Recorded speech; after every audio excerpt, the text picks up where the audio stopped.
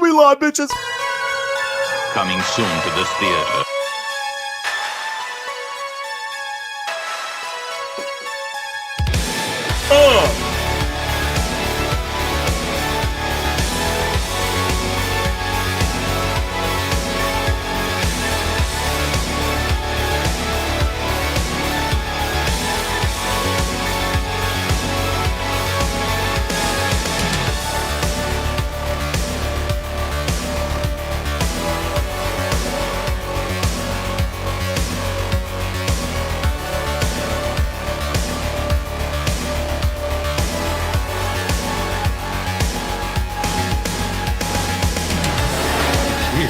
It's alive.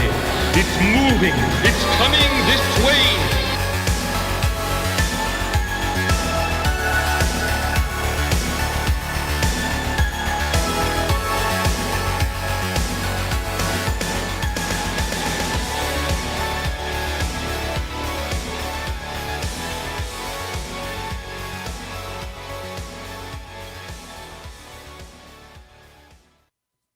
What is up, everybody? It is Saturday night, and this is the premiere of our new time slot. The new time slot for the Horror Movie Club. The club where, what do? We watch horror movies, of course.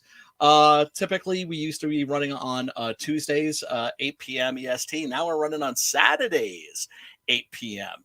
EST. And if this is your first time watching us, well, let me break down the concept. It's a high one, too, for Horror Movie Club, which is basically we all agree to watch a horror movie ahead of time. It's always something specifically that's not behind a paywall. That way, we can always put the link in the description. You can watch the movie before the stream and then hop in the chat. Let us know what you thought about it.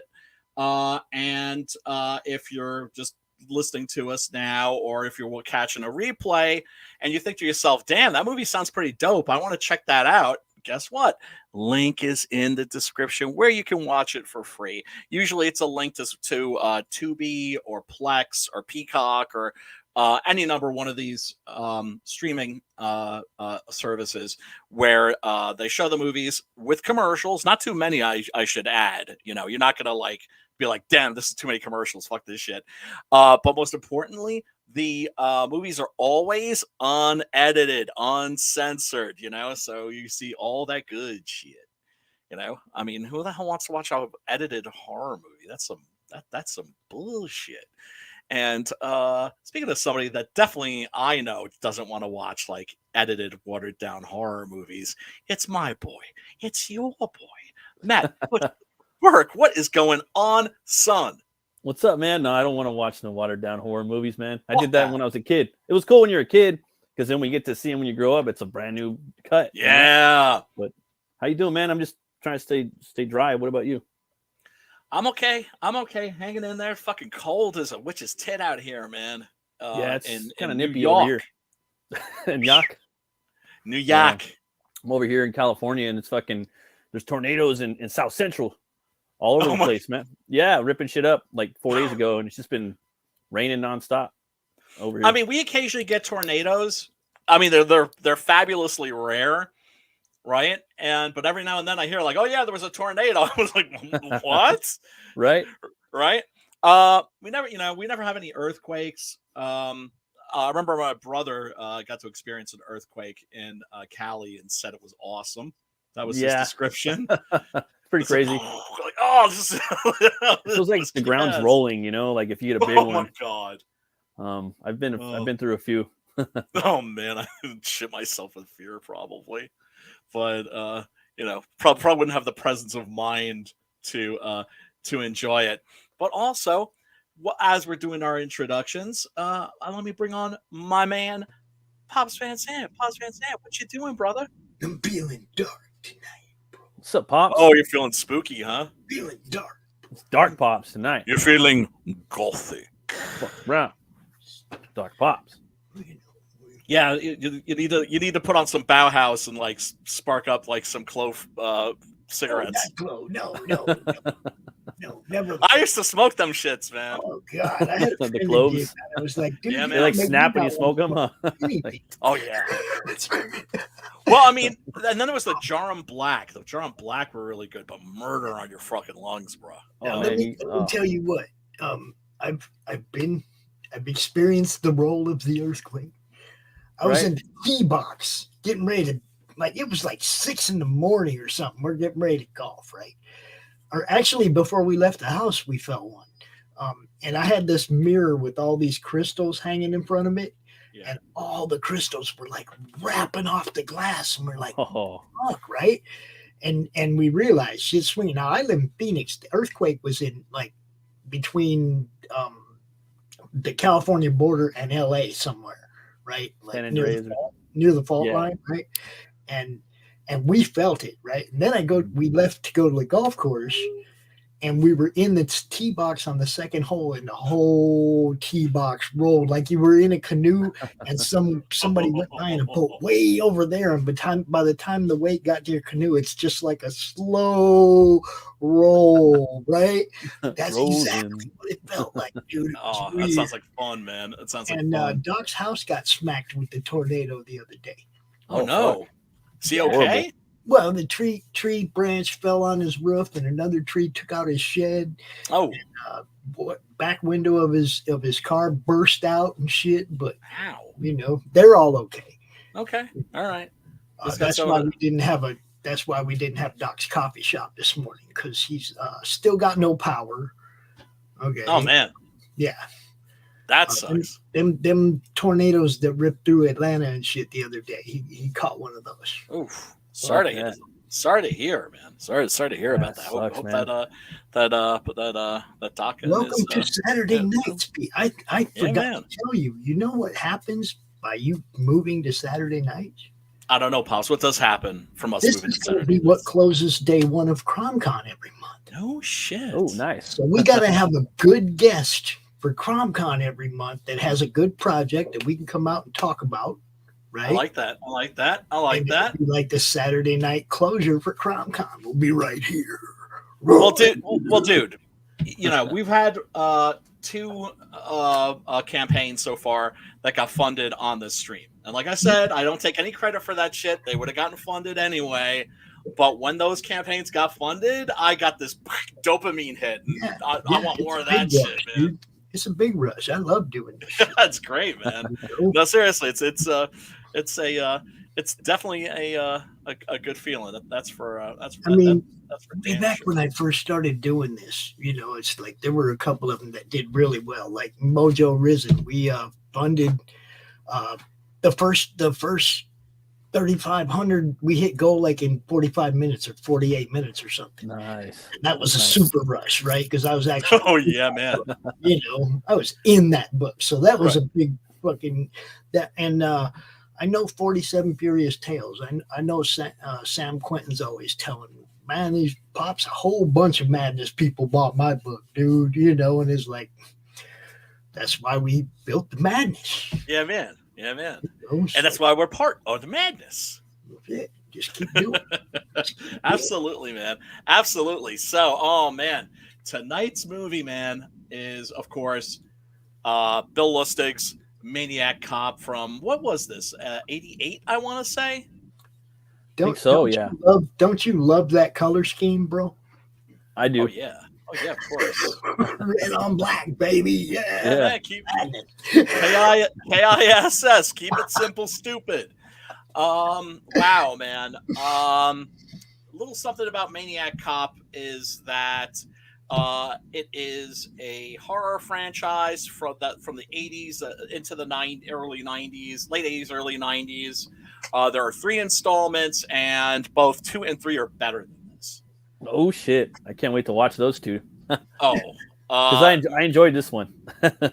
I enjoy this one too. I just always find it just a little bit frustrating because I always think like, oh man, it's like it could be a little more. It could be a little more almost everything. It could be a little bloodier. It could be like a little more lurid. It could be a little more visually interesting, right? like this is one of those films where when I was taking screenshots, like I didn't have that many great shots. Yeah. Now, mind you, the origin of this movie is interesting because it was written and produced by Larry Cohen. Larry Cohen is one of the great American icons of B horror movies and B movies in general, because he also did like a bunch of blaxploitation movies, like let's see, Godfather of Harlem, Black Caesar. Did a couple others too. He started his career working on a Western, a TV Western. This is back, like in the 50s and early 60s, where like 99.9% of all TV shows were Westerns. And it was a show called Branded with Chuck Connors. I don't know if if you all have ever seen that. It has like the song. It has like this like memorable song at the beginning. What do you do when you're branded and you know you're a man? And it opens up with Chuck Connors, right? And he's like a member like the of the army, and he's accused of cowardice. And it opens with them breaking his sword and like ripping the fucking the little brushes off his friggin' uniform, and just basically doing all the things that they can to disgrace him in this like ritual. And so it ends up with him like marching out of the fort, and what do you do when you're branded and you're a man? You spend the rest of your life proving you're a man. Gotta prove anyway, that shit. Chuck Connors found out that what it was really about, symbolically, was McCarthyism. Because he knew people personally who were had their careers destroyed, not for being communists, but just for like refusing to give people up, or that's the thing about a witch hunt, right? The thing about it's like you think to yourself, like the witch craze. How did that many people die during the witch craze? That's because every witch produced like 3 or 4, maybe even up to as many as like 10 or 20 more witches. Yeah. Right. Because if you don't give up some names, we're gonna kill you. We're gonna kill you anyway. But we're kill you anyway. But yeah, we're gonna fucking kill you. You can die fast or you can die slow. Some names first. Give us some fucking names.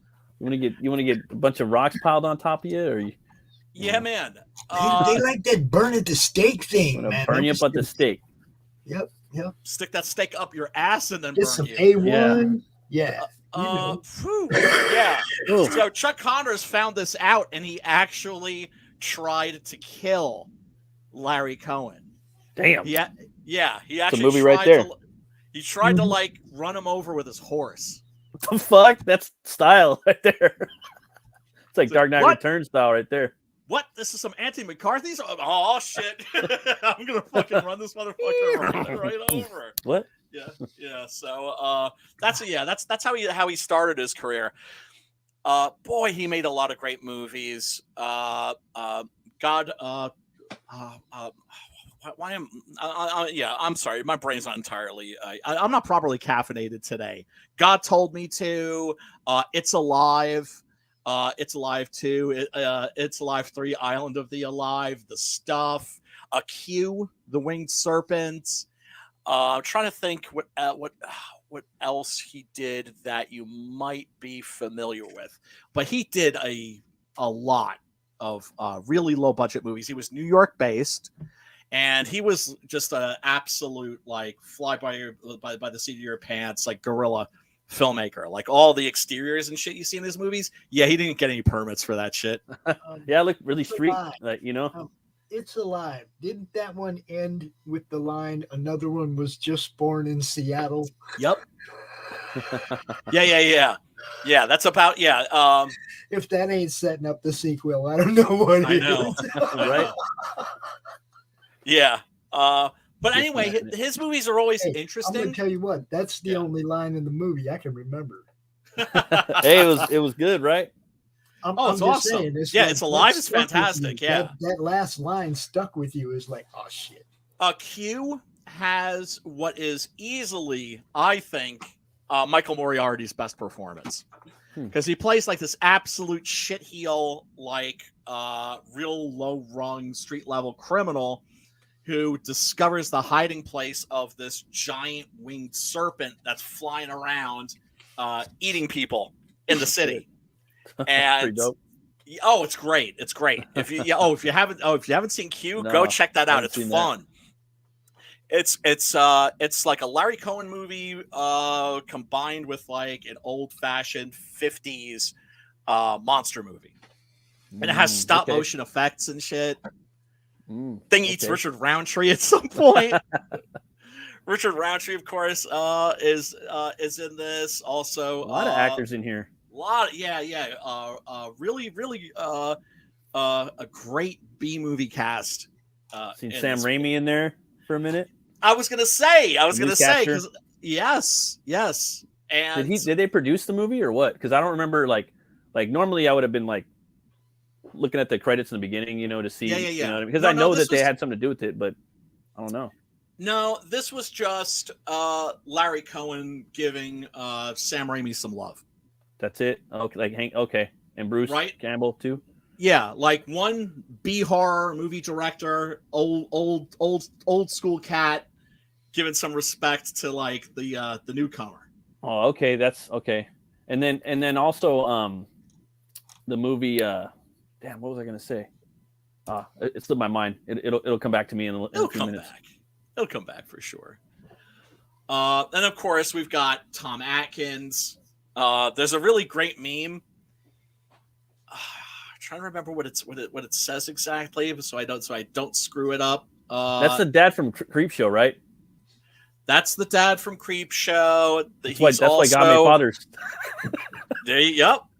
He's also in a lot of John Carpenter movies. He's also he's in The Fog, where he like picks Jamie Lee Curtis up as a hitchhiker and immediately just starts laying some fucking pipe. I was gonna say Trauma. This is a Trauma movie. No, it's not a Trauma movie. It's just released by Trauma on DVD. Okay, I was about to say, like, damn, how come? Because most Trauma movies aren't like this. They're more kind of this ain't a Trauma. Political in some ways. You know what I mean? Oh yeah. And all of Larry Cohen's movies have like a political dimension. All of his horror movies have a political dimension to them. But you have to understand, it's like nowadays you say that and people are like, "Ah, shit," and then I have to be like, "Whoa! This is the old days, right? Where the subtext was the subtext." Yeah, and it was what it was. And it was something you either noticed or you didn't. Yep. And nowadays they've taken the subtext, and the subtext is always the text. Yeah. It's always the message. Yeah, it's horrible. And it's not about entertaining people first. It's not about telling a story first. Cohen, interestingly enough, didn't direct this himself. He got William Lustig. William Lustig, best known before this for Maniac. Okay. With Joe Spinell. I still haven't watched that one. I've been waiting to watch that one. Maybe we could do that one pretty soon if it's I've seen it available, but that one, Henry, I need to see Henry as well. There's a bunch of big ones I haven't seen. Henry, I'm like, I'll just wait till we do it on the show, We went to see Henry in New York City because the theaters out here wouldn't play it, right? Shit. And because it was it had an NC-17 rating. Wow. And you watch that now and you're just like, man, that's like about like a fraction as harsh as like an episode of like The Walking Dead in terms of like, right? Gore. CSI or something. Yeah. But I think they gave it the NC-17 rating because there's a scene where Henry and Otis like videotape themselves. They get a video camera and they decide to like videotape themselves like murdering like an entire family during like a home invasion. I think that's so I think that's a movie that got an NC-17 rating because it first of all, it was a low budget movie, right? So it wasn't like it had like a big studio behind it. It wasn't by Steven Spielberg. He would have gotten sailed by with a fucking PG easy, right? But I think that it freaked them out. And Henry's excellent, and also a lot of people sleep on the sequel, Henry 2: Mask of Sanity, which isn't great. It has a different actor. It's not Michael Rooker. It's Neil Giuntoli, but he's fantastic in it, and it is worth seeing, I think. Not that I'd put it like really high on my must-see list, but I would be like, you know, if you're one of us, I would be like, yeah, check that out. It's actually worth a look. I like this part right here too. Like, I always like it when it's like a Western or like even like a good comic movie where they're gearing up. You know what I mean? But what's interesting to this movie is the precision and the way he does everything. That he's a total like, you know that this is the Maniac Cop from the get. The way he's putting everything on, man. He's just razor sharp in the way he delivers everything, the way he puts his bullets in, the way he straightens his military tie. precision, military precision. You know what I mean? And you just know it's him. And I like the way they did that. Okay, now I'm double checking on this meme. But it's like every time somebody says that they don't like Halloween 3 because it doesn't have Michael Myers in it, Tom Atkins fucks their mother. Oh man, that's funny. That's hilarious. They should do one with the kid from Creepshow. He's like, I'll teach you to throw in my comic books, and he pulls out that voodoo doll. Yeah, man. Like, that's what got me fathers, babe. That's what got me fathers. And he drinks his brandy. He's like, oh, like, actually, I hope you fry in hell. And he's like, stabbing the fucker. Yeah, it was awesome. Damn, I saw that movie 5 times in the theater when I was a kid. What? Which one? Creepshow? Creepshow. Oh, that movie's fucking solid. And then Bernie Wrightson did the comic for it. Like, I got it on the shelf right over there, first printing. Me too, man. My buddy. Well, I have the graphic novel. My buddy gave it to me. I guess he got it when he was, I don't know, a teenager or something like that, kid. Oh, now I remember what people would probably know Tom Atkins for. Normies would know Tom Atkins for. He's in Lethal Weapon. He's like the guy who gets shot from the helicopter. Remember, he's like holding like a carton of milk, and he's getting shot, and the bullets are like going through like the carton of milk. Yeah, he's in a bunch of movies, dude. Tons. Oh, Night of the Creeps. Night of the Creeps. Oh, okay. Right? Yeah. And then of course Bruce Campbell, still very much at the beginning of his career, right? Really young, yeah. Really young, man. And there's certain moments in this. Here, let me fast forward through some of these screenshots here, where I was just like, oh, I know that Matt is watching this and he's getting an Evil Dead boner. Yeah, because the dude from Evil Dead was in there. Oh yeah, there's Sam Raimi from Raimi. Evil Dead. He was in there, and the guy from Evil Dead 2 is in there. The hillbilly. He's one of the cops. He's like, get him. He's out on the street during the St. Patrick's Day parade. Those are the 3 I caught, and Campbell, obviously. But yeah, this is the moment right here. I'm just like, oh, that's such an Evil Dead shot. Oh yeah, the shot for sure, dude. That's That's some Ash Williams right there. Yeah, it's an homage. I was when they kind of showed Cordell, man. He kind of reminded me of was the guy that played he played Lobo in the fan films in Zangief and Street Fighter, and he also played in Batman Returns, and then he played eventually Leatherface, Andrew Bernarski. Him and the Cordell, I think it's Robert Zadar.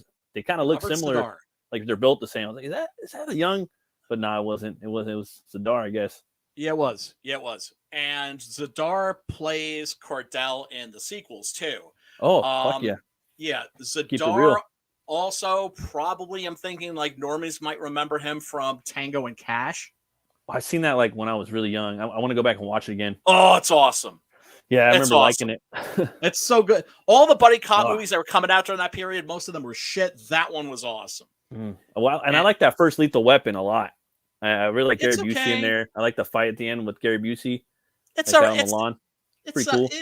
Yeah, I mean, to me, it's just like the Hong Kong was making action movies that were 100 times more awesome at that time. So I was kind of like, it's all right, It's not like a Chow Yun Fat. It's not like a John Woo movie or some shit like that. But it was certainly was it Richard Roundtree Shaft? Damn right. And let me tell you just really quick. He was good in here. Moved up to commissioner now. He's a commissioner, right? Yeah. He was good in here too. Like this scene right here. Like I was watching with the wife. She even liked this movie. I was like, you're gonna actually probably like this movie. What I did like about it was the crime mystery of it. You know what I mean? Yes. And it keeps you guessing for a while. The one thing, like if I could go in there with like a magic wand and change some shit, I would make, because they were doing really good with the mystery of who the maniac cop was. But I think towards the end they did the whole like, well, it ain't someone you know. Right. The hard part is making it someone you know. I think you know what I mean. It's that. In this, it's not so much the identity of the killer, because you're thinking like, okay, is it this Cordell guy? Is it somebody that's avenging him? The real question in this is he alive or is he dead? Yeah, that's a big one too. Like my lady was like, hey, it's that guy, you know, you know, the guy with the voice, you know. Dead. Yeah. When the suspect is supposedly dead, it's not really a suspect, right? Yeah, he's a ghoul or he's a zombie. They weren't even looking at him as a suspect like a until the end. Yeah. Right. But that one cop, the chief that was retiring with a smoky voice, that guy. Yes, you know? William She Smith. thought it was him. She thought it was William Smith the whole time. I'm like, I don't know. So that was pretty good. I mean, they have you like that, like the average normie, him. Yeah. They have the average normie thinking it's him for a while. You know what I mean? Or Bruce, you know? So it was okay. Like for me, I just think, and again, I'm not even complaining. Like that's probably what I would fucking do anyway. I would just say, nah, it ain't either of these fools. It's something brand new, you know? But other than that, because I just think it would be that much more interesting if they did that, but it really didn't fucking matter. It was still dope. Well, I think one of the reasons. Look at him all young and pretty. I know. Penciled up. That chin. Yeah, man. Now, William Smith. He could have been Superman back in the day, dude. Look at him. Yeah, he could have been Batman too, dude. He could have been Superman back in the day. You know, it was like with Robert Pattinson. People were complaining. I was just like, dude, look at the dude's jawline. Yeah. Right? Yeah, I was like, he'll be fine. Batman. He'll be fine. You just need that jaw, you know?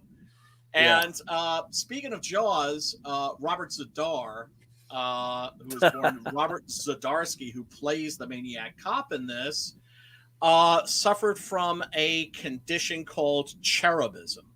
That's to say that his jaw was gigantic. Like he had like sort of like abnormal bone growth. He looks like a comic book character, bro. Like yes, I think this movie is like a perfect comic book movie. Like I'm sorry to say, like on a lot of that, it's like a Frank Miller movie, like mixed with some horror. Like it's got the crime in there, like just like him suiting up in the beginning. It's in the shadows. I don't know. It just really felt like a comic book. Is there a comic adaptation of this, Brian? No, there isn't. There certainly should be. Yeah. And one of the things that's also interesting was I remember getting to check out my local Alamo Draft House in Yonkers, which was showing Maniac Cop 2. With William Lustig in present, like there at the screening. I had already met him a couple of times at because you always saw him hanging out at horror conventions, right? Oh no shit. And you know, he'd be usually perusing tables, like looking for like copies of like hard to find movies. This is like back in the days, like before like DVD was a thing, or like right when DVD was a thing. And my friends were, I mean, I have conversations with people there, and there were a lot of people like, no, I'm sticking with VHS because there's no way you're ever going to be able to get any of this obscure shit on DVD ever. And now, of course, it's all on like 4K Blu-rays and shit. Yeah. There's some good shots in here, man. You don't even have to own it. You just go to Netflix and Tubi or wherever, and there it is. It's a good shot right there. Computer, your phone, whatever. You don't even have to own it. That's true. Yep. I was surprised too that she kicked so much ass. You know what I mean? In the beginning, like this chick puts up a real good fight. She fucks those dudes up.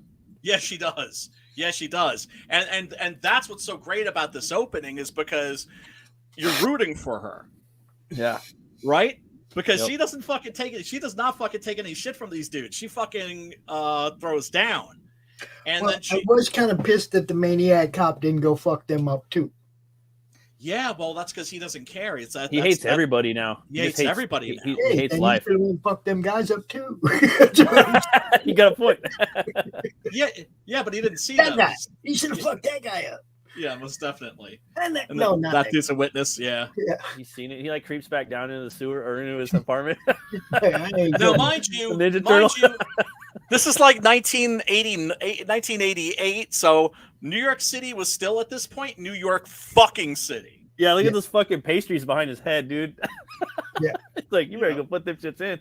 I wouldn't be throwing away my fucking garbage at that time of the night in New York City. You know what I'm talking? Well, yeah, I mean, it always depends on the neighborhood. I mean, you know, I lived in one of the sketchier neighborhoods. I shouldn't say I lived in like the roughest neighborhood in the Lower East Side. I lived or the roughest street. I lived in like one of the roughest neighborhood. I lived in the roughest neighborhood. I didn't live on the roughest street. My street was the street that was right next to the roughest street. But my street was actually surprisingly safe, because what the cops did back in those days was they're like, okay, well, we're going to just like restrict all the drug trade to this one block. And if you guys stay there, and we'll just let you sling all the fucking heroin that you want, and it's all good. And, you know, don't make us come down there and fuck your shit up, because we will. What's that famous line? Cops on the corner always ignored somebody's getting paid. Yeah, that line. Well, look, one of the things. Well, here's the thing. Okay, so Larry Cohen, very anti-establishment guy, kind of have a feeling he doesn't like cops. I don't like cops. I have always, and I explain it. I describe it as a prejudice, right? As like a problem, because I can't say I've ever had any positive encounters with the cops. And when I was living in New York City at that time, you know, early to mid 90s, my neighborhood was a great place to watch a cop avoid a confrontation. Do you know what I'm saying? Mm-hmm. I've had some good encounters with cops, but I've had more bad ones, like pulling me over, like, fuck, dude, really? Like, go do something else. But there was this one time my battery died, and I called the cops, and they came out and they fucking charged my battery for me.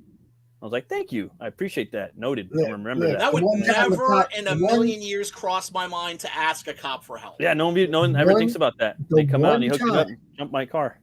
The one time that a cop went to help me was the one time that I had 330 pounds of weed in my car. Let me help you with that. The one time. Every other time they were coming after me because of different shit.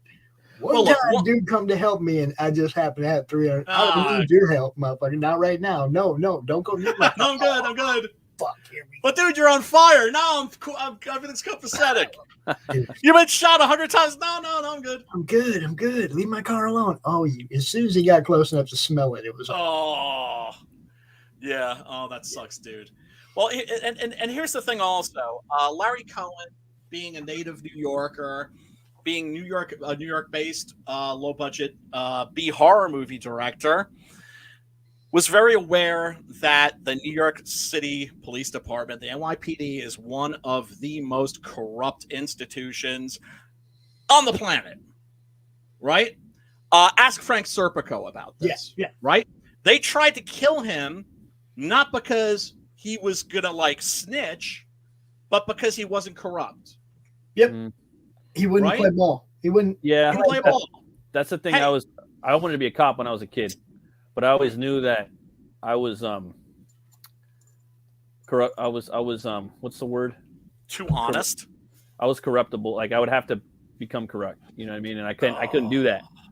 And I think to be there just to survive, you got to be a little bit corrupt. Oh yeah. Well, yeah, you have to be dirty because then everybody's looking at you funny.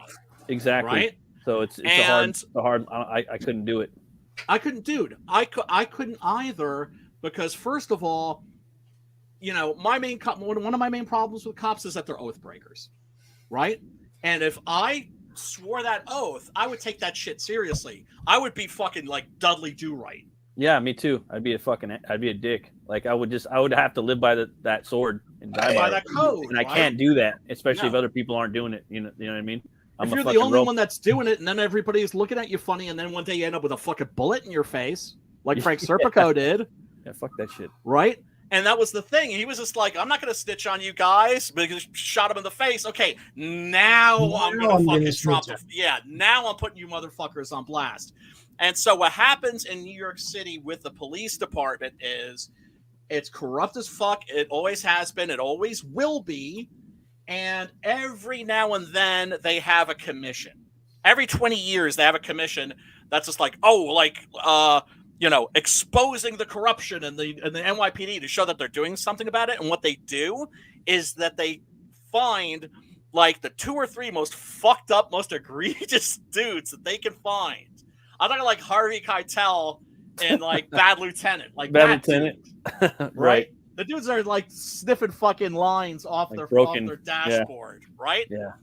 They get those guys and they throw them under the bus, and then business goes back to normal, business as usual. Back to normal, business as usual. We got Webster out there in the chat. Oh, what up, Webster? And Slipstick in the chat, everybody in the chat, thank you so much for tuning in. If you got any thoughts about Maniac Cop, please feel free to share them. Remember, if you haven't seen the movie, link is in the description below. I love the way they light his face. You know what I mean? Or I'm sorry, they light the sides of his face and they keep his face in shadow for, I mean, if you sit there and stare at it for a while, you can see him perfectly. But if you kind of like go with it a little bit. Cheating. And I like that. It's almost like it's fucking mask. Like the street lights are his mask of the size of his face, and you just have the blackening the in the middle. It's they really do cool. a really great. They do a really great job of making him faceless, right? Yeah, and then he has all those pronounced like conditions of him that just kind of fits perfectly for the role. You know what I mean? Yes. Yes. So it lights up really good with the rim lights and whatnot. Yeah, and he's just a big ominous motherfucker. Yeah, big old superhero. Like he looks like a big league chew guy. You know what I'm talking? Remember that? yeah. Right? Like a Mad Magazine character, like Mort Drucker would draw. Yep. Absolutely. He was one of the kings of the B movies of that era, for sure. But you were talking about like the mystery in this, for instance, right? Yeah. And also the fact that they do a really great job of not showing his face. What I love about Maniac Cop 2 is that there's no hiding anymore. You know that it's Cordell. That's cool. And his face is more fucked up than ever, and he's just on the fucking rampage. Damn. Okay. Yeah. I can't wait. Oh, dude, that movie's so much fun. I don't want to know too. I don't want to. I mean, the thing is, like in here, and I like the way they go into the origin, like they give you a little bit, and then they give you a little more. Piecemeal, yeah. But so are we going to do Maniac 2 next week? What was that? Are we going to do 2 next week? We could. We certainly could. Unless I'm actually going to I wanted to watch it after this tonight later on. Oh yeah, well, dude, I would absolutely be down for that. And then we got to pick something special for the 28th for sure. For the 28th. Oh yeah, most definitely, and make sure that. Well, I mean, I know we got some people scheduled, I think, for February too. Oh, yeah. Like I said, I'm all about having more. Maybe I'll try to get that one guy we were talking about for the CromCon weekend. Yes. By the way, everybody, it's like 2 things I have to stop a stream cold for. One is if I see somebody's like critter, right? If I see like a tail or something like that, I'm like, okay, show us your critter. Everybody shut the fuck up. Show us your critter now. The other thing I have to stop a stream cold for is a mullet. Look at that fucking sweet ape drape right there. Hey, dog, I'm working on my mullet right here too, dude. That's not a mullet. That's not a mullet. That's a mullet. Almost there, bro. Hockey player haircut. Ape drape. Don't fuck with my ape drape. Oh, fuck. Yeah, man. And Tom Atkins actually has top billing in this, which he normally doesn't have. I think the only other movie that he had top billing in was Halloween 3. He was so wholesome in here. You know what I mean? Oh, Halloween 3, yeah. No, he is. There's a certain wounded innocence. Yeah, because of what Shap dropped the bomb on him about his partner dying, and then he almost offed himself. Yeah. He's like, smile more, and he does that little like. Yes. That right there. Yeah. Okay. Yeah. He's like, you don't. Yeah. I glad that you remember that scene because it's a great one. He's like, you don't smile anymore, and he just kind of goes, That's the best he can manage. Yeah, and then I thought he was going to be like ride or die through the whole movie, and it's maybe not like that, you know. It kind of switches to Campbell, you know what I mean? The hunt, the mystery, you know what I mean? Right. Which is nothing new. Which is nothing new in horror movies. Right. Given Psycho being the most famous example, although not the first movie to do that. It definitely switches its focus. Keeps it fresh too, like when you're switching protagonists. You know what I mean? Because if this was just full action crime, it would have just been one dude. It would have just been like Tom Selleck through the whole fucking movie. You know what I mean? It wouldn't have been, that's kind of cool. Yep. There's old Bleecker Street right there, the bitter end, which is a famous club. I don't know if it's still there. The Rock and Roll Cafe, which is where you would go if you were from out of town and you wanted to see like shitty cover bands. It's very touristy area, at least it used to be. Now, one of the things that's interesting about the version that I watched last night was that it was the extended version. What? It has an entire. It's a Blu-ray rip that I got, right? Oh, okay.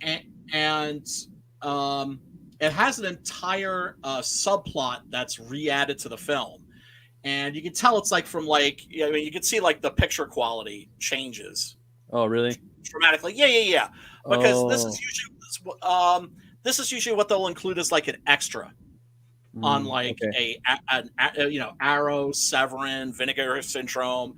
They always do this shit, which is awesome, I think, right? So you'll get like the standard theatrical release of the film, but then also there might be a work print or something that has more footage added if you're like a weirdo like us and and are curious about this sort of a thing. And the subplot involves the mayor and his secretary. The secretary played by Leo Rossi. Leo Rossi, probably best known for Halloween 2. He's like one of the male nurses in that. The guy that's in that's in the hot tub. And he's also in Maniac Cop 2 as a completely different character and unrecognizable. And I think actually gives like his best performance. Wow. But yeah, so basically the subplot involves the scumbag mayor who is one of the people that fucked Cordell over and basically gave him a death sentence by sending him to a maximum security prison. Yeah, I was like Rorschach. Yeah. You got Rorschach. It was a little Punisher-y too. Right. Definitely.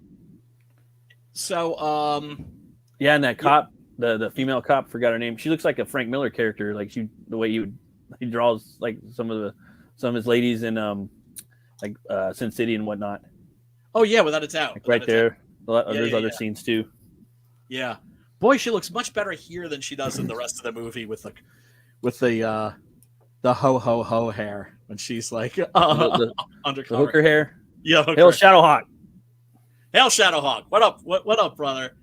Now you're gonna get a lot of non sequiturs from me when it comes to talking about a movie like this because it's just got so many people in it. That's the director, William Lustig, right there, who started his illustrious career in pornography. They always do. No. Yeah, man. Him and Wes Craven. The difference being he'll actually admit it. And actually, there's a famous porn star, Sharon Mitchell, that's in Maniac. And dude, if you've never seen Maniac before, that's one of those movies that makes you want to like take a shower after you've seen it. And I mean that in a good way. It's outrageous filth. Now, of course, you recognize Richard Roundtree, Shaft on the right, on the left, the legendary William Smith. Real quick thing about Conan, right? Yeah, he played Conan's father. This you could trust. This you could trust. And he always remember that. Yeah, favorite movie right there. One of my favorites for sure. Top 10 for sure. And of course, what's so important about that scene is that Conan discovers his father was wrong, right? His father's sword breaks, but his friends don't. His friends stick by him, including Valeria, of course, who comes back from the dead, right? Who comes back from the afterlife to fight by his side. He was a really interesting guy. He spoke fluent Russian. I think he had worked for like the CIA or something. Shit. He was a bodybuilder.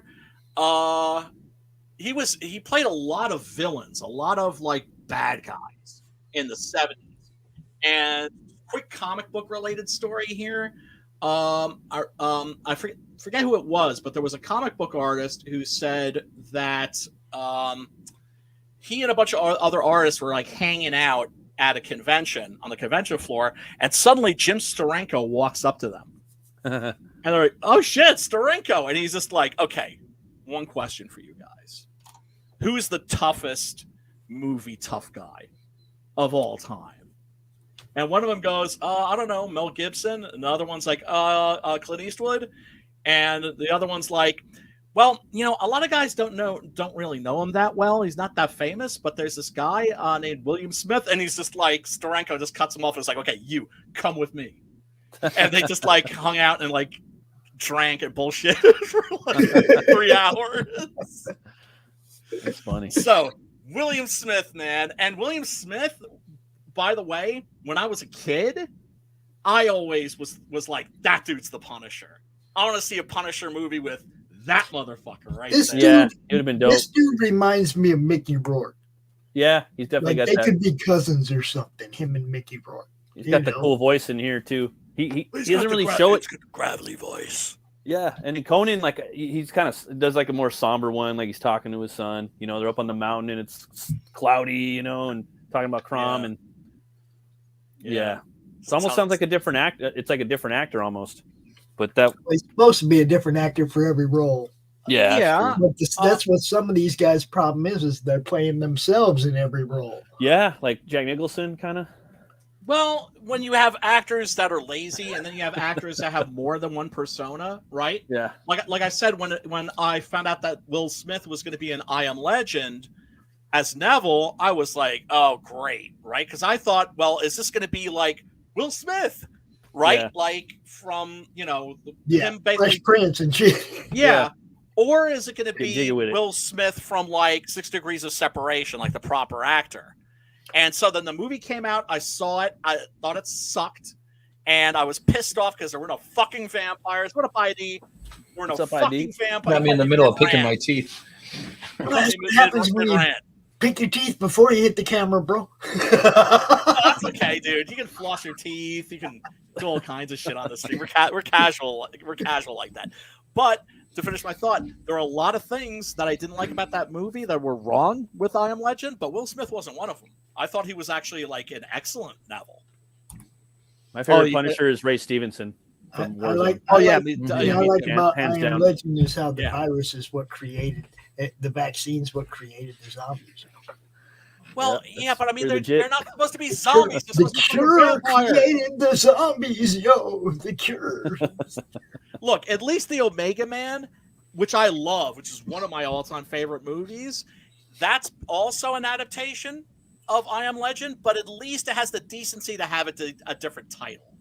Just call it something else. That's all I'm asking. If they called it, actually, the thing that really pissed me off about I Am Legend, the movie, was the fact that when you first see the creatures, it's scary. I mean, it's bone chilling, right? Because they're these actors that are all kind of like huddled, and they look kind of like Joe Fulci zombies a little bit. Yeah, and it's eerie as fuck. Then they turn rubbery. They come out and like, oh, now they're like CGI. Fuck. They're like Saturday morning cartoons and shit. Like, oh, man, fuck this movie. I wanted to turn it off right after that. It's just like, shit the bed. Once you know something's fake, it kind of, or it's not, it doesn't have any legs to it. You know, shit the bed with badly modeled CGI shit. Yeah. Well, I mean, the shit that CGI shit doesn't look like it's in the scene. No, it really That's doesn't. That's CGI bad is computer graphic shit. lazy. CGI is lazy. We like is. our actors. Even Yeah. Michael Jackson brought in 40 dancers to do. Yeah. Yeah. And Rick Baker to do the makeup. Yeah. And Price to narrate a little bit. Yeah, yeah, man. I know. We That's want real. dope. The last That's time what- I that's what saw they- something with That's really what good makes that shit legit. Is the fucking Vincent Price talking about the funk of 40,000 years. The last time I saw 40,000 something years. that was low budget, that was done with good practical effects, that was very, very effective, it was Splinter. Yes, Splinter was dope. Yes. Yeah. Yeah, Splinter's movie's- very good. I'd started gritty. following what's his face, Shea Wingham stuff. I started looking for stuff with him in it ever since then. That's a very good movie. Yeah. That's a very good movie, and I think that's on like free streaming services like Tubi. Probably. Yeah, Yeah. Splinter, people, check that out if you get a chance. It's definitely worth a look. It's some people described it as a zombie movie. It's not a zombie movie. No. It's about this. Experimental oil field. Well, is it's where like that this, comes from. But yeah, it's like a mold.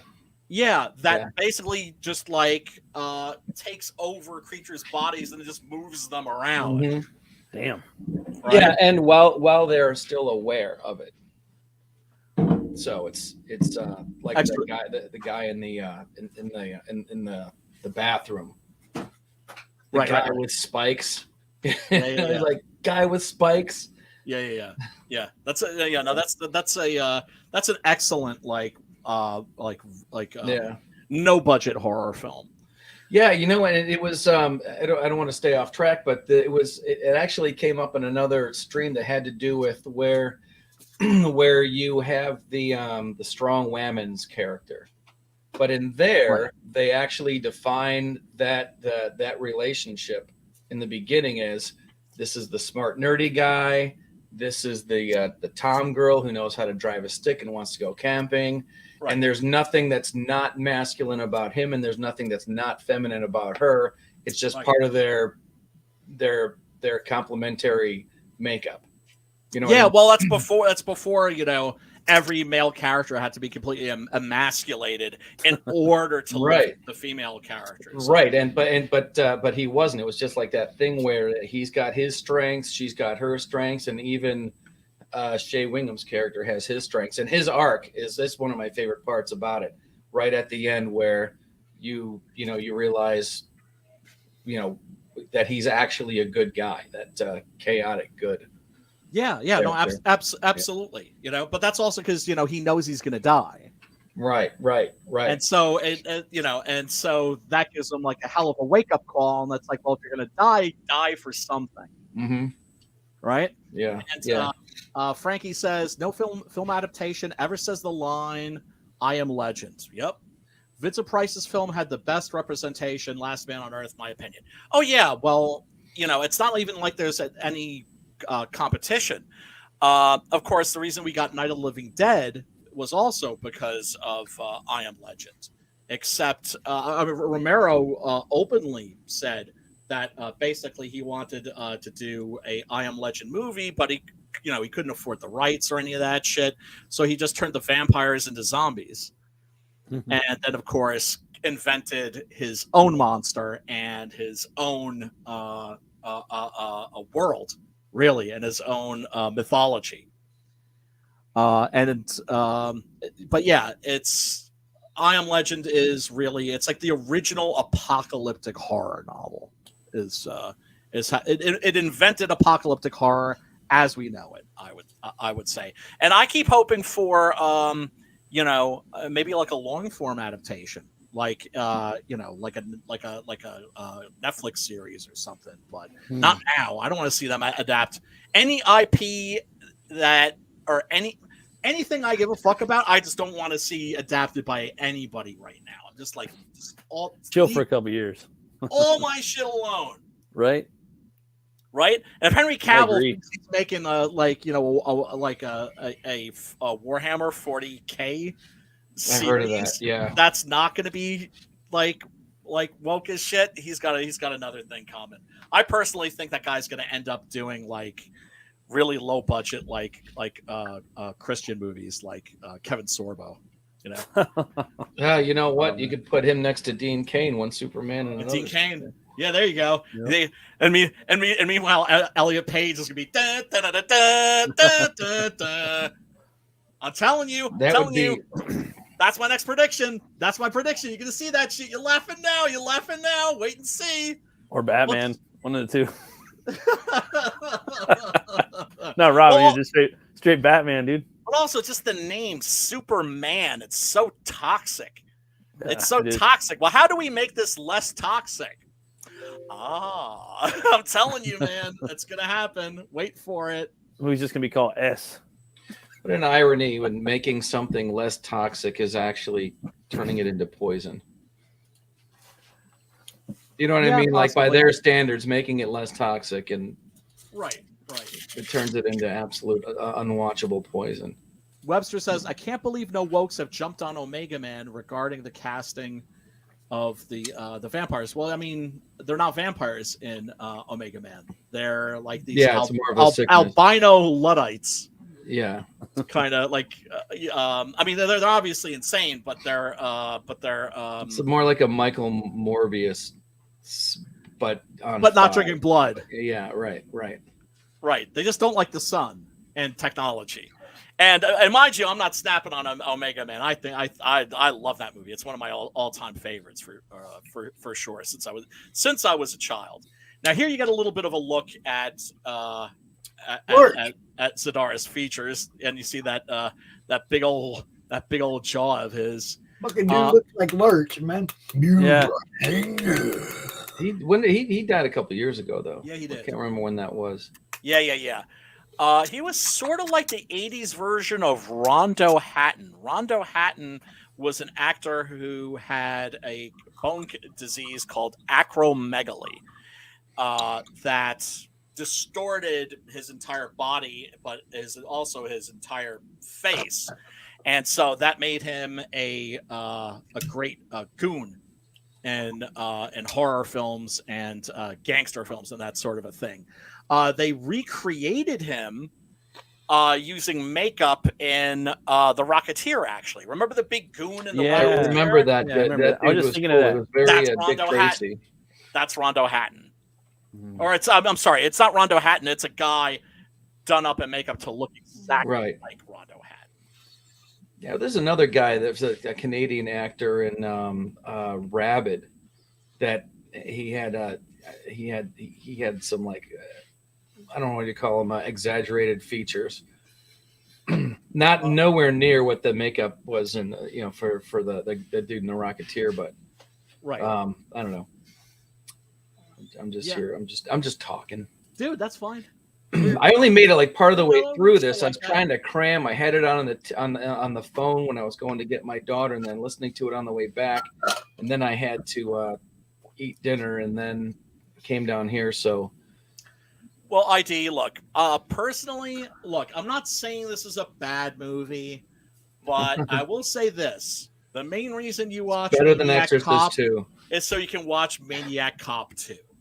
No, I like Maniac. I remember liking Maniac Cop. Content out of this movie, guys.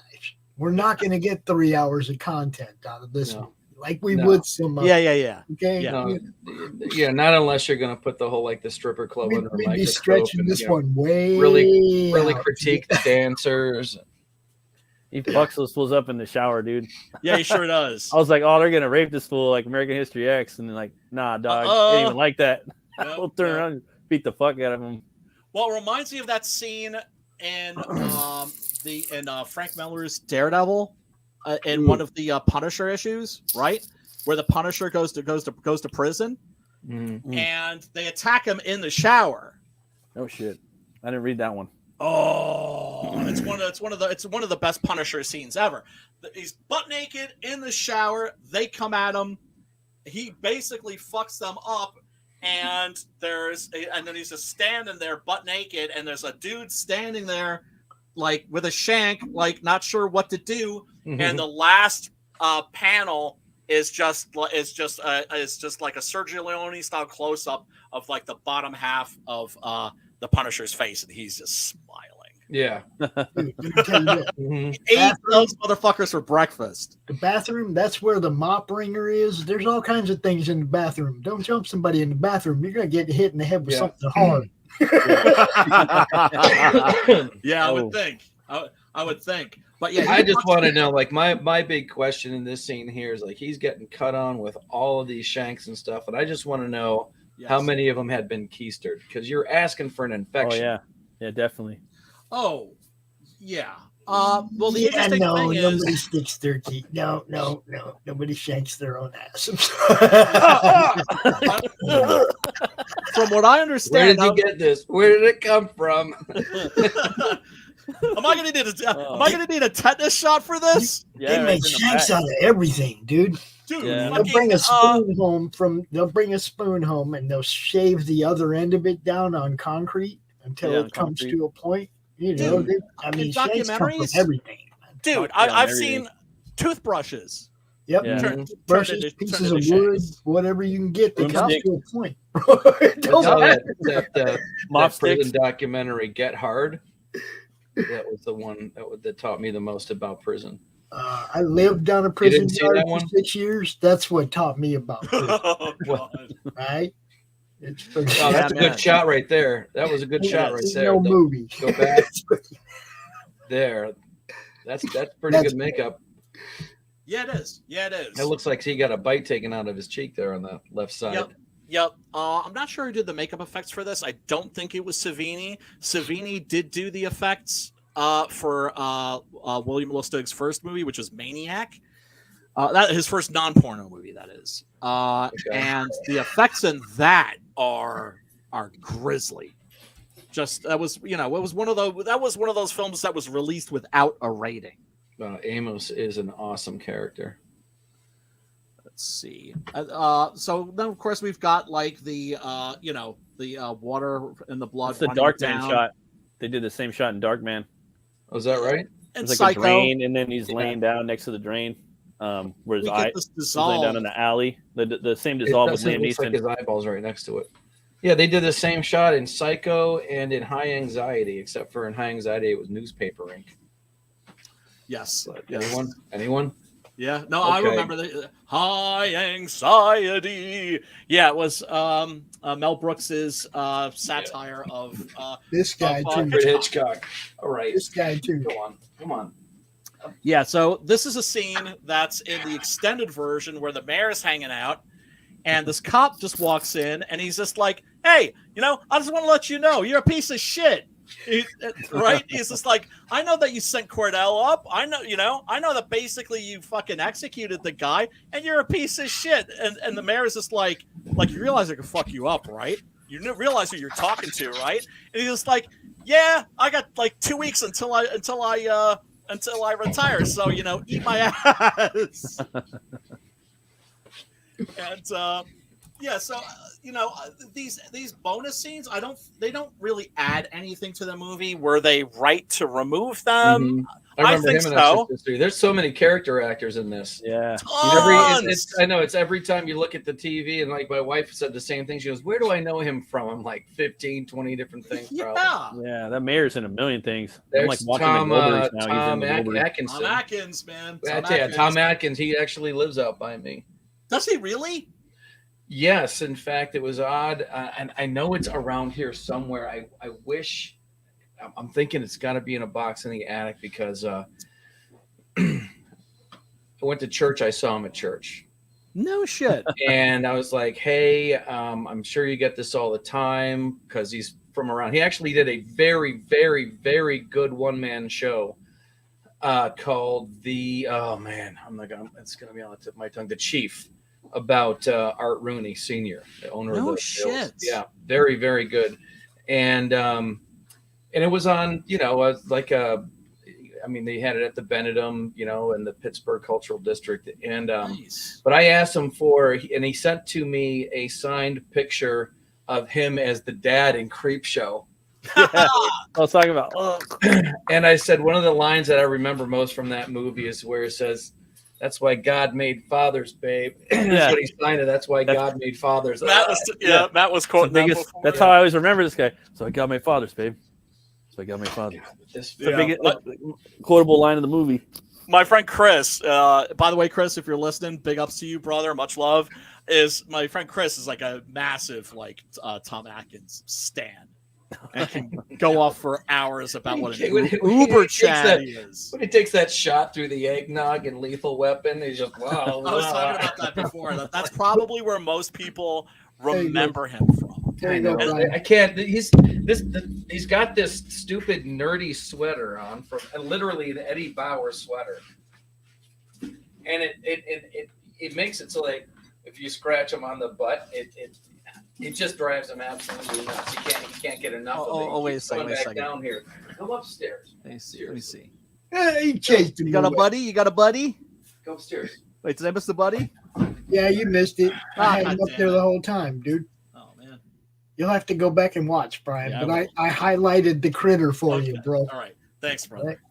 Yeah, I was on another screen, but yeah. You know me. Gotta see people's critters. Now was Bruce Campbell in the first one? Because I remember the hero cop in the first one. This is the first one? Yep. Yeah. And he's in 2, but not for long. Yeah, that's what was confusing to me because I saw Maniac Cop a long time ago when it was fresh. Right. But I didn't. I remember there being a tall, hero cop that was mistaken for the Maniac Cop. But I had seen it so long ago, and I did not know who Bruce Campbell was at the time, so it just went. That's the Metro. that's the Metro North train, Hudson Line. I've rode that train many a time. That's crazy. Yeah, man. Metro North. Is Robert Davi in part 2? Yes, and 3. That guy's kind of based. I follow him on Twitter now. Yeah. You see him pretty correct on social media. Yeah. I just started following him. I was like, hey, that's that guy from Goonies. He's Agent, and a lot of other shit too. He was a Bond villain as well. Agent Johnson, no relation. Oh snap! And Die Hard in the copter. This reminds me of Nom. No. I was in junior high school, asshole. I know.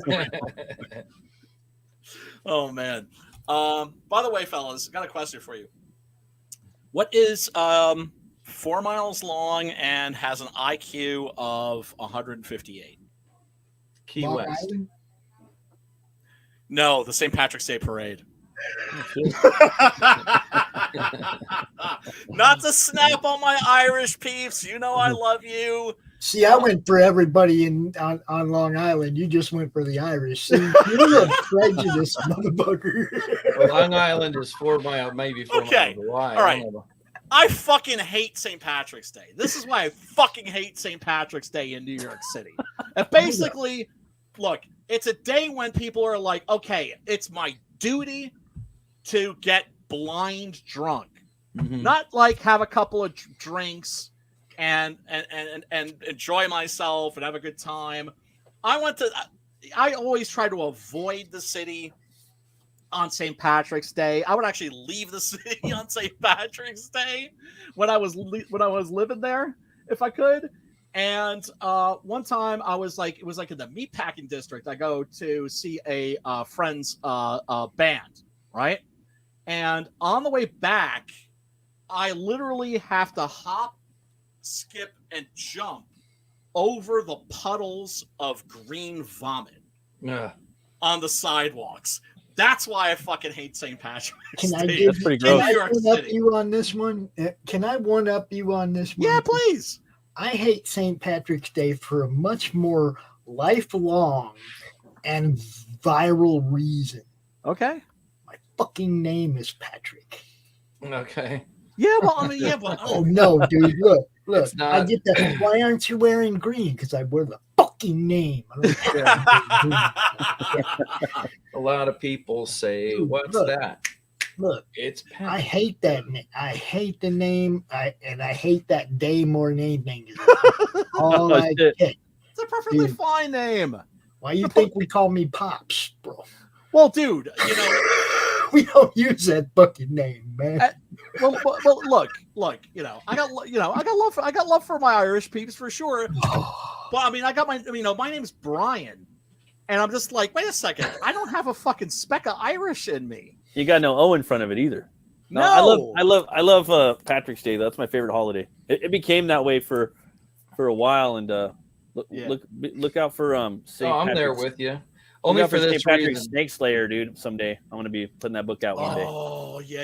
About 5 years from now. When you have holidays like Columbus Day and Martin Luther King Day, which aren't real holidays because only the government gets the day off, Right. and stuff that you like. I remember driving all the way down to Washington, PA, down to to the sheriff's office, which was closed, so that I could renew my carry permit. And I didn't realize until I was like, man, there's like, it's never been so easy to park, and all of that before I realized, like, it got right up to the door and was like, it wouldn't open before I was like, oh, it's the 11th. Oh, it was either St. Patrick's or is either Columbus Day or one of those not real holidays. The ones where, but on St. Patrick's Day, everybody else is like, screw you, I'm taking off, but the government offices are open. Like, you should be able to go to the bank on St. Patrick's Day, right? Yeah. So it's like the opposite of those other two not real holidays. Yeah, They Patrick say isn't even Irish either. Right. Yeah. He was Right. he was Italian or part Italian, and he's a Britannian. So Right. Yeah. So that's why I like it, because they say it's not a real holiday, but it is, and everybody treats it that way. Yeah, I stay home and get drunk, and I make some bomb corned beef and cabbage, and I don't Right. fucking do anything. That's what I do. But I like with some. I do like the story of St. Patrick, and I want to do a book about it. Oh, it's one day. fantastic. Packed with Irish folklore and horror. So Yeah, I mean, I do feel the need to like add the caveat that just because I'm snapping on like how much I hate St. Patrick's Day, I don't hate St. Patrick's Day. I hate the St. Patrick's Day parade. yeah, Okay, so that doesn't mean I have anything against my Irish brothers and sisters. That doesn't mean I have anything against St. Patrick's Day or St. Patrick. I just hate the St. Patrick's Day parade. Pops is St. Patrick's Day death. Yeah, you hate it the way that I love the planet, but I don't like its participants. I like no, that's just stay home. I don't like its participants. That's when you get out the old Shillelagh. get out the old songs. Yeah, You sit here by yourself and I drink alone. Yeah. With Usually what I nobody do. else, Oh man, Or I'll drink here on the horror movie club now. That's yeah, when you baby. get drinking done. No, speaking of shillelaghs, those are fucking badass. Oh, man. dude, They'll fucking take those and jam them up into like a fucking like a fireplace up into like a it's chimney, a golf club, B. and just let that fucking shit hang out and just like collect soot, and it makes them like extra fucking It's an They're ancient golf very, club. it's a heavy, it's a hard wood, and I believe they would heavy on one end and it's like a big thick on knot. one end, skinny on the other. Yeah, exactly. Yeah, it's a cudgel. Back in the day, they were Peasants' golf tool. clubs, and then they turned them into weapons. Yeah, right. Well, I mean, It was Casey Jones. It was kind of like, well, it was, when they were under British rule, it's like you couldn't walk around with a sword or anything like that, right? So that's what you walked around with. It's like, I have this thing, the longest messer, which is a short sword, and it was called the longest messer, long knife, because you weren't, if you were a German peasant, you couldn't walk around with a sword, be like, hey, no, see, it's a knife. You could see the tang of the blade going through the handle. So you see, it's a knife. Ooh, it's a fucking short sword. It's one of those. The same way that a mare's leg is a pistol, but not right. Really. Yep. Peasant weapon. Yeah, all the way. Well, yeah, I mean that's what most of your kung fu weapons were, all peasant weapons. Oh yeah, farming tools. All the especially ninja all weapons. The Japanese ones were all the ninjutsu weapons. Farming tools, yes. Farming tools. Nunchaku, those were used for beating cereal grains and shit like that. Obviously, the kama, the sickle, that's pretty fucking self-explanatory. Farming tools. Has a lot. That's all we use them for is farming. I promise. That's what we use them. Yeah. Hey man, look, you know me. I'm a peacenik, but I'm not a pacifist. I would call that a rotisserie. You got to put that all the way through the chicken and then slowly rotate it. Oh, that's what those two parts. I got one on the two sides. Right. I got one on each side within reach. Yeah. I got. Let me see. Well, I mean, I always make sure I got something. within reach. Let's see, I got my I got that within morning reach. list right next to my bed. I got my I got my battle. I mean, I actually thought, shit, dude, guys, I'm unarmed right now. Some of those toys are probably dangerous Got my too. box They got cutter. those sharp Always edges. got that. Yeah. Matt's like, I always got that. Oh, shit, I don't have a sword. All the zombies come pouring through the windows right now. I have to go a whole like 3 feet to like get strapped. And What about his little stabby? I wasn't expecting that. I thought he was going to just straight beat people with a club to the movie. You know, I loved how he pulled that out of police baton.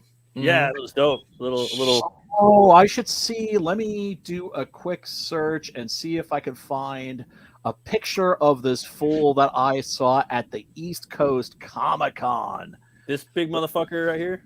He was dressed up. It was a guy who was doing a Maniac Cop cosplay. That's dope. With the hand and everything. And the Yeah. And I remember I had it on my phone and I showed it to William Lustig at the screening of Maniac Cop 2, and he got like a really big kick out of it. He's like, hey, is it available for Maniac Cop 4? Interesting thing also is that the Maniac Cop remake rights have been. Damn. There we go. That fool looks pretty scary. Oh yeah, It looks a lot scarier than the one in this movie. Yeah, I mean, because I ran this mother. He was like one of 2 people that had costumes where like I ran them down. I saw them walk by. I was behind my table and I was just like asked my friends, just like, hold the fort. I'm gonna get over here. I'm gonna corner this fool. Where do you think you're going? I'm taking a picture. You're scary as fuck.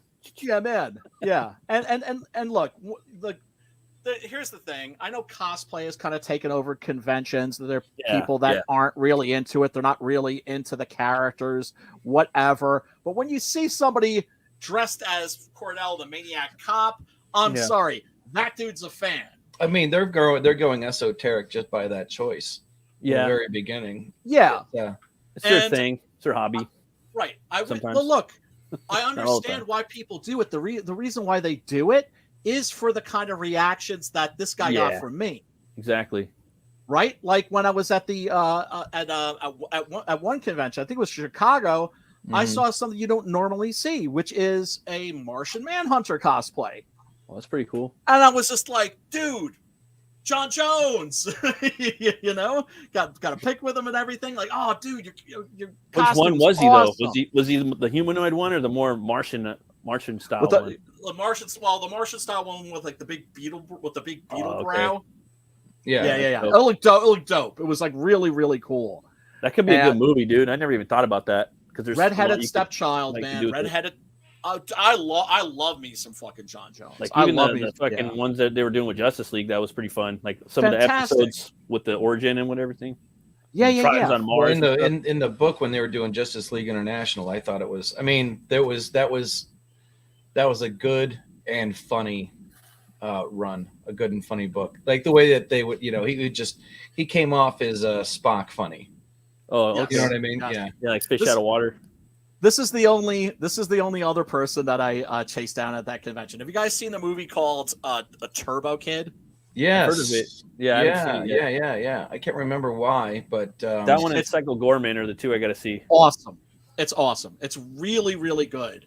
It's like an 80s homage thing, but it has like this huge heart. And I just love that movie to pieces. And there's a character in that named Apple. And here she is with her gnome stick. You made me a weapon. This is my weapon. This is my gnome stick. Isn't it cool when you like a movie or a comic book or somebody comes out with a new weapon? Like, oh, I never thought of that. Yeah, man. Well, I've never seen anybody nail a what do you want to call it? Where they nail an era so perfectly on purpose. Yeah. You know what I mean? Like, right? Even the direction seemed to be like an amalgam of like Peter Hyams and 2 other people. Well, I mean, you look at something like Kung Fury, for instance, right? Which I know a lot of my millennial friends loved. I couldn't stand it because Black Dynamite would be another great example. Oh, that's great. Yeah. Well, here's what's great about Black Dynamite. What's great about Black Dynamite is that it's made by people who obviously have studied the genre. Yeah. there are entire sections of dialogue in Black Dynamite that easily could have come right out of a script for like any number of blaxploitation movies. Yeah. And I could tell you, it's like everybody that was working on that movie that read the script were like, "Yeah, I'm gonna lean all the way into this." Oh, so and the much script fun. to the next person, they get done reading it. Yeah, I'm gonna lean all the way into this. Yeah, unlike I'm Gonna Get You Sucker, which 1989 it wasn't terrible for you could see where the Wayans brothers were going to go with it, because it's it's the same. They went and did what, Scary Movie and right. But my point is, Black Dynamite is 100 times better. Black Dynamite isn't a spoof. No, it is. It's just a very sincere not as much as I'm Gonna Get You Sucker is a straight up. They're making fun of it. Black Dynamite almost seemed a little bit more like an homage, like like Turbo Kid. Turbo Kid wasn't making fun of what those movies were. No, not at all. Not at all. And Turbo Kid actually, like I said, it had a heart. That I wasn't expecting. Like I didn't. You couldn't not like it. You don't. It's incredibly charming. It's incredibly charming. It's charming, right?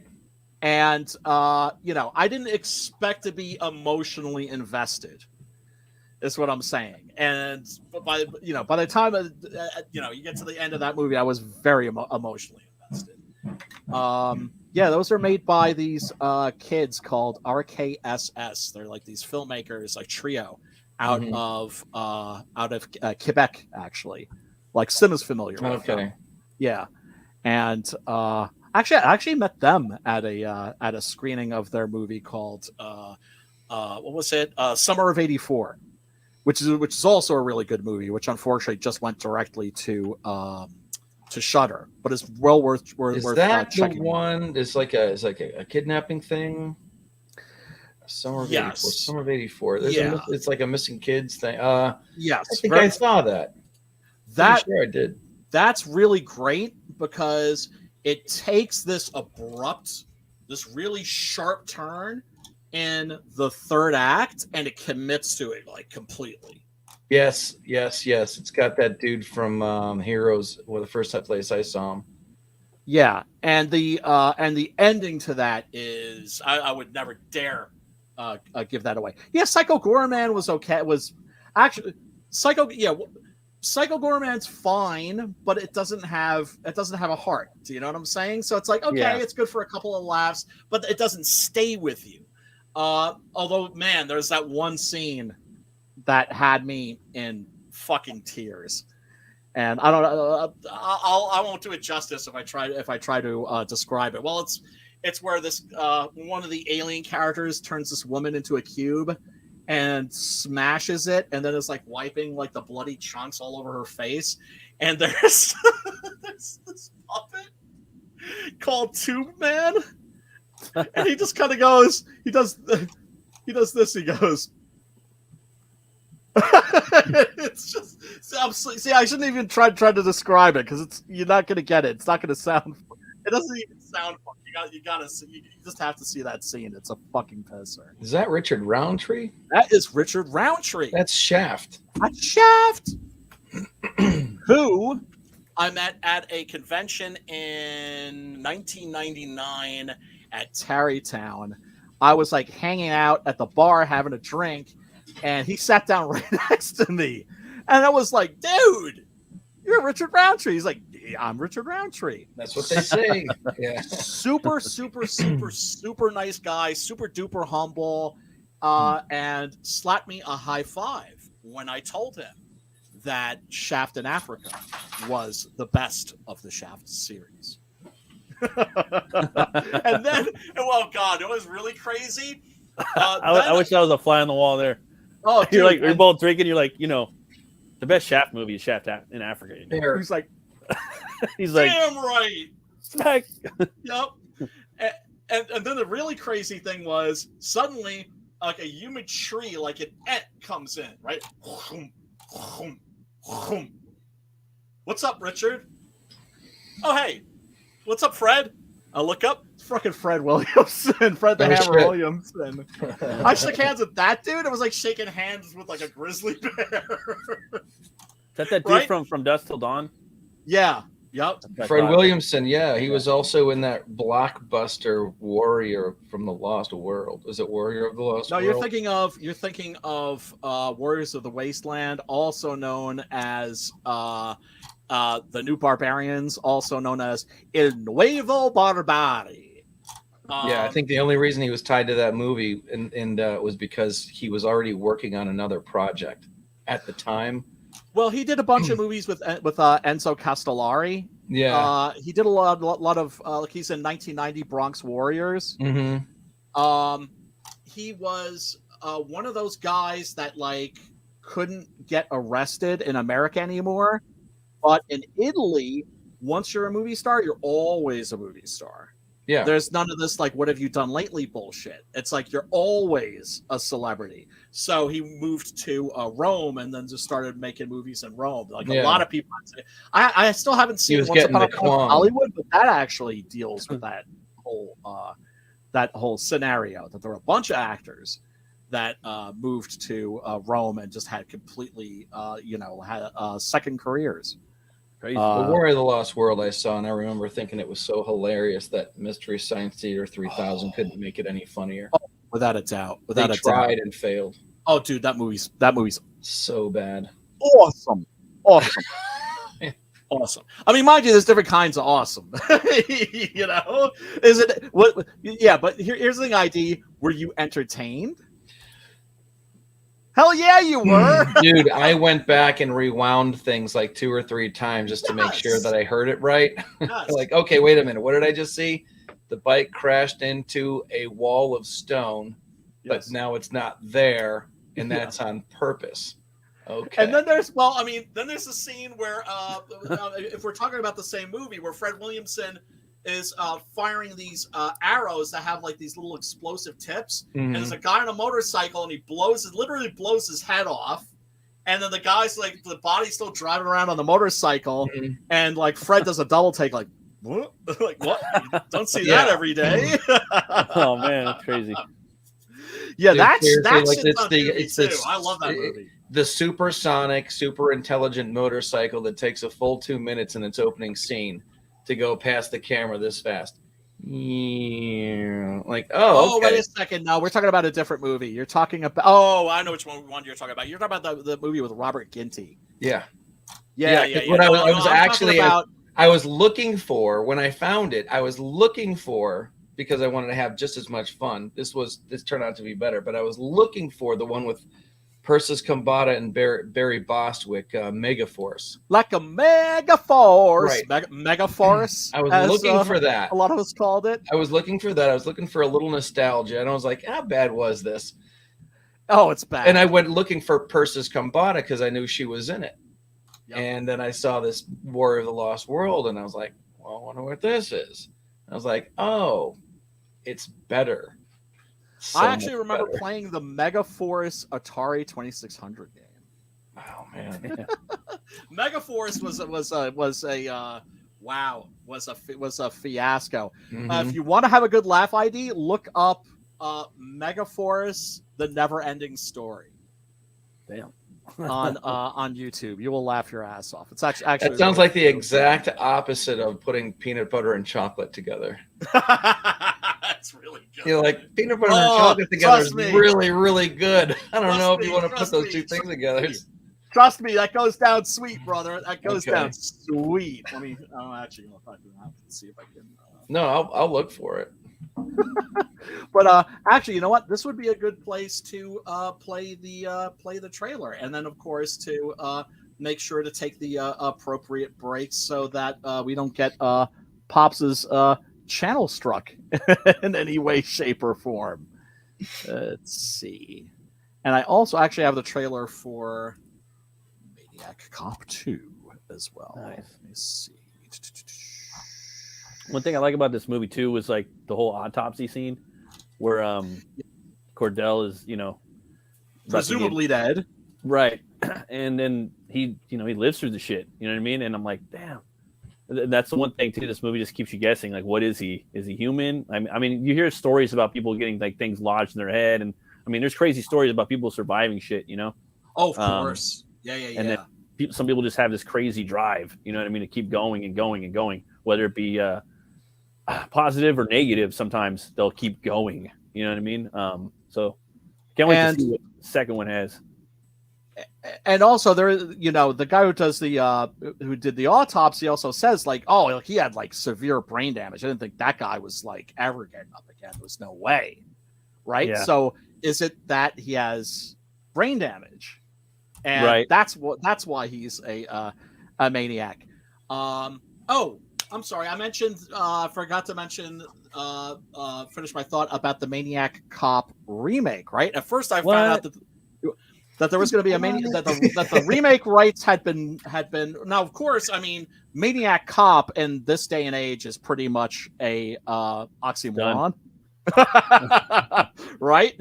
The thing in Uvalde also that, you know, destroyed any notion that the police in America are here to protect us. The rights were bought by Nicholas Winding Refn. Now, if you don't know who Nicholas Winding Refn is, go check out Pusher, Pusher 2, Pusher 3, Valhalla Rising. Okay, I've seen Valhalla Rising. That movie Drive. With Drive with Gosel. Yes. Gosel's worthy. Yeah, I've seen that. Awesome. That's pretty good. I thought it was like when I first seen it, but probably if I go back and watch it again, probably like it a little more. It's a remake of a Walter Hill movie called The Driver, but it's better than that even. Is it? And I love the original. The original's fantastic, but I actually think Drive is like on another level. The Neon Demon, that's another one he did. Only God Forgives. So when I found out that it was Nicholas Winding Refn, I was like, "Oh, okay. Well, hold up." Yeah. Right. Well, hold up. Pretty cool. Yeah. And if you go on the IMDb, it's listed there, and you know Nicholas Winding Refn is listed as like the guy who's making it. But I'm there's looking at it. It's got that neon title. Yeah, but and it's L.A. Yeah, but no other details as of yet. But if there's there's a 3-minute thing from 2008. Oh, it might what, like a fan film maybe? I don't know. It's just I think it's just a 3-minute thing. All right, let's check this out. And yes, folks, you know, I have to pause and all that shit because well, what can I say?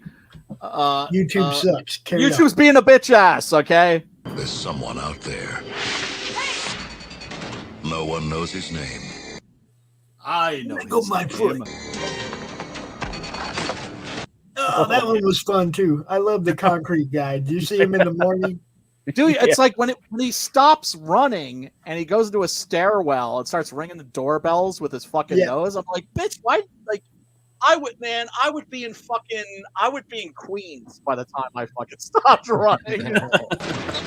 No one knows his face. Oh no. But now, the most terrifying man in the city. Officer! Oh, thank God it's you. Honey, don't ever. Oh, thank God it's you. Don't ever run to the carries a help. badge. The head was unstable and there was a deceleration injury. Once again, sweet mullet. A drink. There's when you roll hanging. You really think a cop did this? Why not? You automatically assume that it was a police officer instead of some lunatic dressed up like a cop. There's the ho hair. He'll kill again. Goldie's dead. He enjoys killing. He strikes without. There you go. Yank her through the window. Yeah, and once again, these scenes where it's like you see his face, but you don't see his face. Cause without mercy. You may be getting information from inside the department.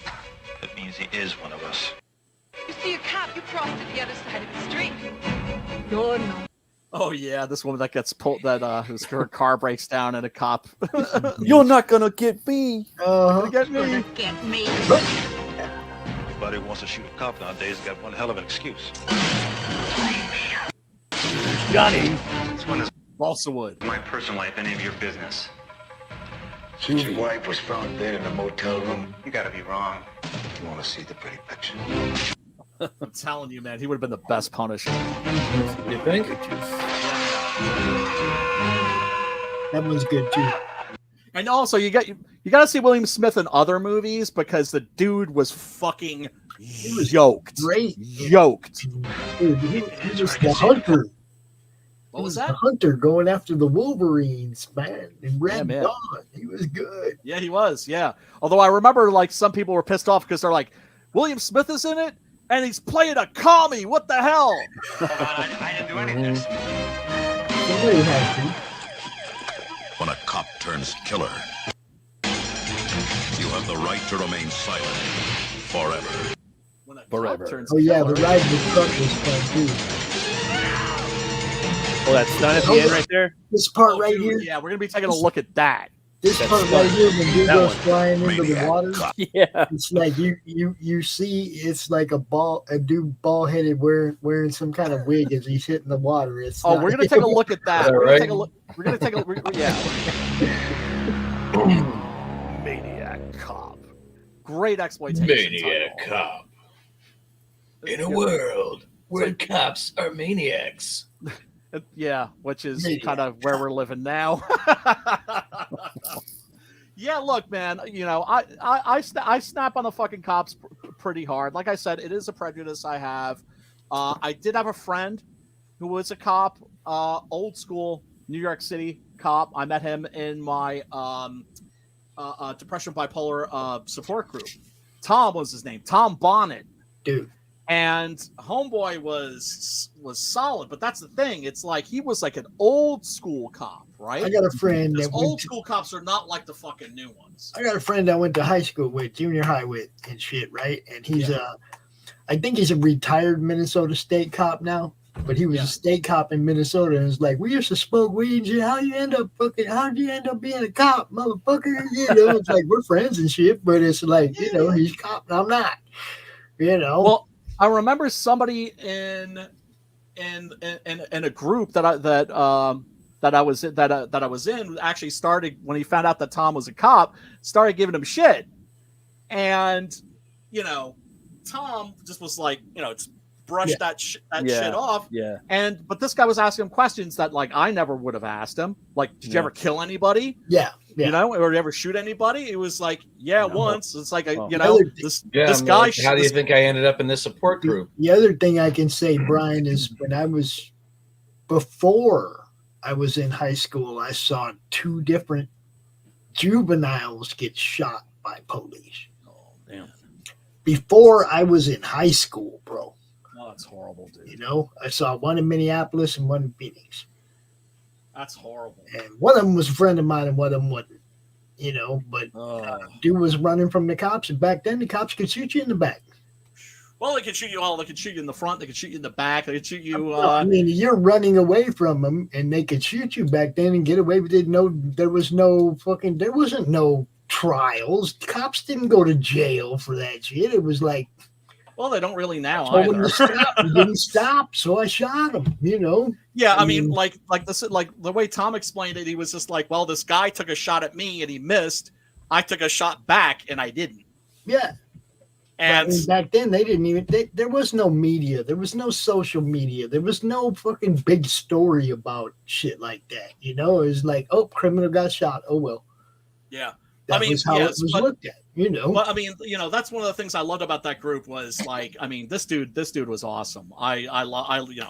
We all loved him to death and miss him terribly.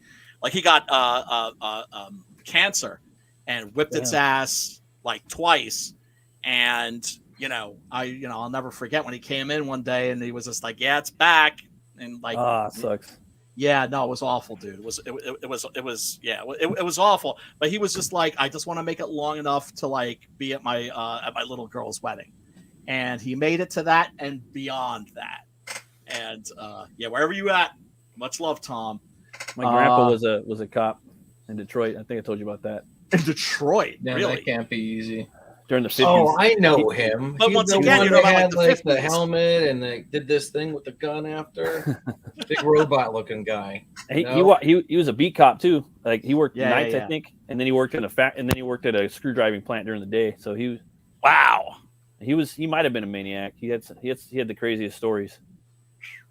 Well, look. The point is the cops these days they're not like the cops back in the day. I grew up in the suburbs. Cops out here were always like fat with walrus mustaches, and they were assholes, but they weren't maniacs. And the cops nowadays are fucking maniacs, and they have these dead eyes, man. It's like people ask me, like, I'm a horror fan. They're like, well, "What scares you?" And I'm like, I look at somebody's eyes, and I just see those dead doll eyes looking back at me. That puts me, yeah, man. It puts me in a state of like existential dread. You know, the lights are on, but there's nobody home. Did I tell you the story about when my son and I found a dead body? Yeah. Okay, and it was like all I wanted to do was get away from it, and I started to leave, and my son's like, "Dad, we gotta call. I gotta call somebody." And I was like, "Motherfucker," you know, because I knew these cops are gonna come and they're gonna look at me funny because I have a record, because I'm long hair, fucking hippie. You know, it's like I fit the easy target of whatever the bad guy's gonna be. And sure enough, these motherfuckers want my ID. They want to start questioning me. And it's like, motherfucker, man, I don't. People got locked up for stupid shit all the fucking time. Wrong place, wrong time. All the fucking time. All I wanted to do was vacate the area, dude. That's all I wanted to do was get as far away from where that body was as I could. Yeah, man. But the worst part of it, Brian. If you want to call the cops on something like that, you're like, give me a handkerchief, get me a payphone. No. And I will be gone in 30 seconds. It wasn't like that. It was a dead body in a lake. We were in our didn't stay Webster. Oh, okay. But the worst part of it is it turned out to be the stepfather of one of the guys on our pool team. Oh, that sucks, man. You know, and it was like, man, motherfucker, I just wanted to walk away. I didn't want that. I just wanted to paddle my fucking kayak way away from there, go over there and fish like I didn't see nothing. And, you know, and hey, man. My son, who I taught to be a good dude, you know, he's, Dad, I got to call somebody. I was like, fuck. Yeah. I know how they're going to look at me. They're going to look at he's all military and fucking all upstanding and shit, but they're going to look at me funny. Right. Yeah. And well, I mean, when I got robbed at pellet gun point in New York City, I'd like look. This was in my defense. It was a pellet gun that looked exactly like a Beretta 9mm. Yeah, you don't want to chance it, right? Especially at night. So I had no idea, right? So this guy comes up to me and he shows me the gun. He's like, "Give me your money," and I just like open my wallet and I just take the money out and I give it to him. He's like, "That's all of it?" I'm like, "Yeah, that's all of it." And then he leaves. He's like, "Okay, well, hang out, stand there." And he leaves, and I'm just suddenly like, what the hell just happened? Mm-hmm. And so I went looking for him because I was going to whip his ass and get my damn money back like a fucking maniac because I was in shock. I wasn't thinking straight. And then I go around a corner and I see him lying on the fucking ground with a cop's knee in his fucking back. Oh, nice. Right? And because he tried the same thing with another guy, and this guy grabbed the gun, looked at it, and went, "Yeah, it's a pellet gun." Boom. Like, give me that. Yeah. How much money did he get? I was like, he got like about like $100 off me or something. What did you tell them he took? No, I wasn't getting my money back either way. I wasn't getting my money back either way, right? That wasn't a matter, right? But I was like, that dude just robbed me. Yeah. And so next thing I know, they're calling me to fucking testify in court. But first, I'm talking to the fucking, like the assistant DA, whoever, and they want to prosecute me for being in that neighborhood to buy drugs. Oh, wow. Mind you, I live on the street. How did they come to that conclusion? Because what were you doing in that neighborhood? You were there to buy drugs, weren't you? Bitch, did you bitch. say that? I didn't No. say that. Yeah. But I did mention that I lived on the street that was the fucking drug supermarket where all the fucking cops basically would be like, okay, we'll leave you alone as long as you deal drugs on that fucking block. And I now lived you're on in that fucking block. Amsterdam. If I Now wanted you're not a drugs, customer. Now you're if a I dealer. wanted drugs, all I had to do was not even step out of my building, but just kind of open the door and lean out and be like, yo. Yeah, you could like lower a basket with money in it, and then they Yes. just take But the money for the and But see, when you tell them that, Brian, That's when I realized. That's when when you I tell them realized. that, Never do the when it comes to that sort of shit. Never do the fucking right thing. if you told them that's where you live, then you change from being a customer to a dealer. Yeah. I was pissed. Yeah, I it's like, was keep the fucking $100 at that point. The conceptual was it Danny DeVito's going to strangle the girl. No, now he's going to push her over. Like, you were there to buy. You were there to buy drugs. You were there to sell them. I was mad. I was madder than a fucking motherfucker. That pissed me off. That I was like, oh yeah. And then I'd have been like, you want me to be a witness? Give me my $100 back. Ooh. I know one of y'all got it. Yeah. Yep. Right. Yeah. By that Yeah, that was logic, some by bullshit. that logic, the cops are the supplier because they have it all in the evidence locker. Yeah, well, you remember one of the things that's really famous about the French Connection is that all that fucking heroin that they fucking grabbed, it just magically disappeared. Mm-hmm. Yeah. Yeah. Motherfuckers, man. That was a great scene too, finding it in the floorboards. Yep. Yeah. So finally, we come face to face with Cordell. The we maniac cop. come face to front. Yes. That's a rather fucked up face. Here's the thing that's really weird. Okay. There's fresh blood all over his face. Mm-hmm. Now, is that from like when he jacked Richard Roundtree and William Smith? I don't Or know. is it just I totally watched the second movie by mistake. That's why I was like, "Are we looking at the first one?" Yeah, we're looking at the first one.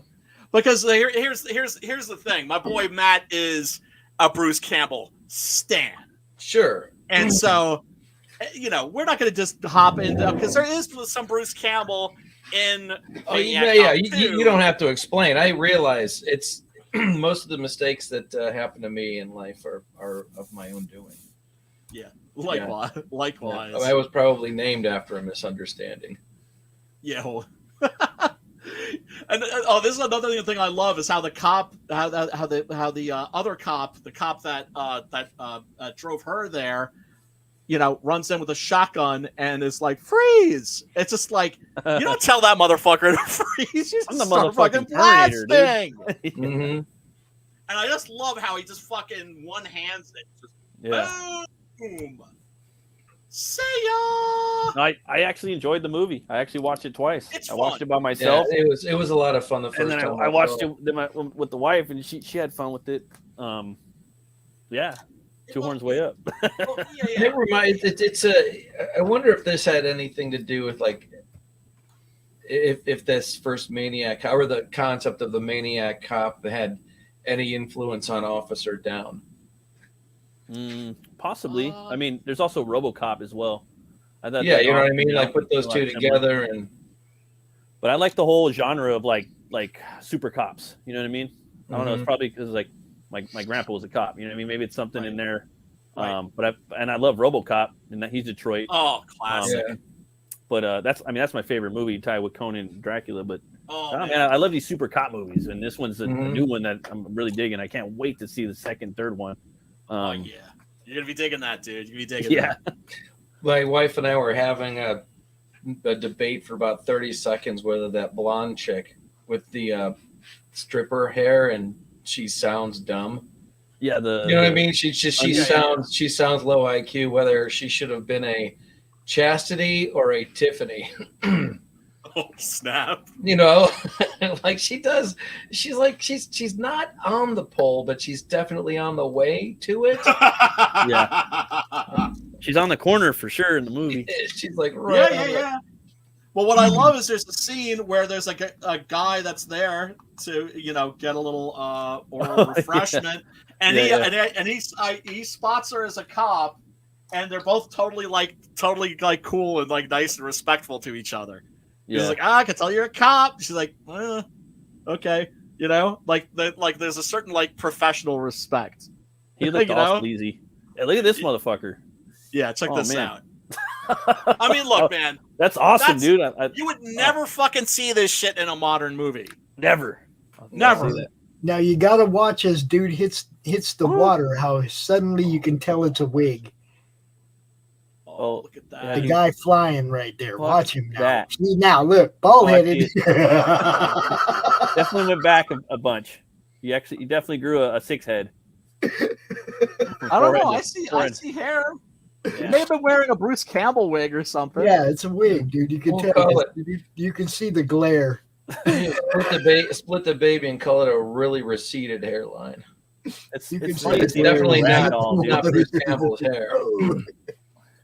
But that shit's badass, man. When he first jumped off of that truck, I was like, I don't know if he's getting away from that enough. Like, oh yeah, he did fine. You know what I mean? At first, the angle was weird. I'm like, because the way the truck's gonna go, the way they had the ramp set up, the truck's gonna go to the right, and he off.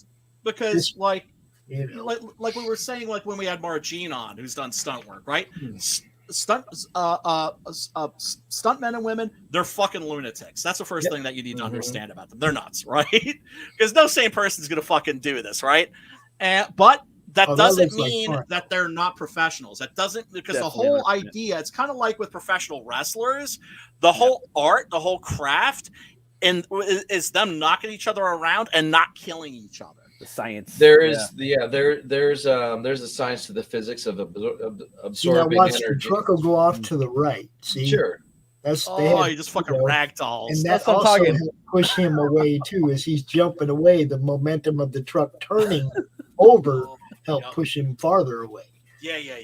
This is one of those classic cameras on the ground, like your classic Hunter TV show.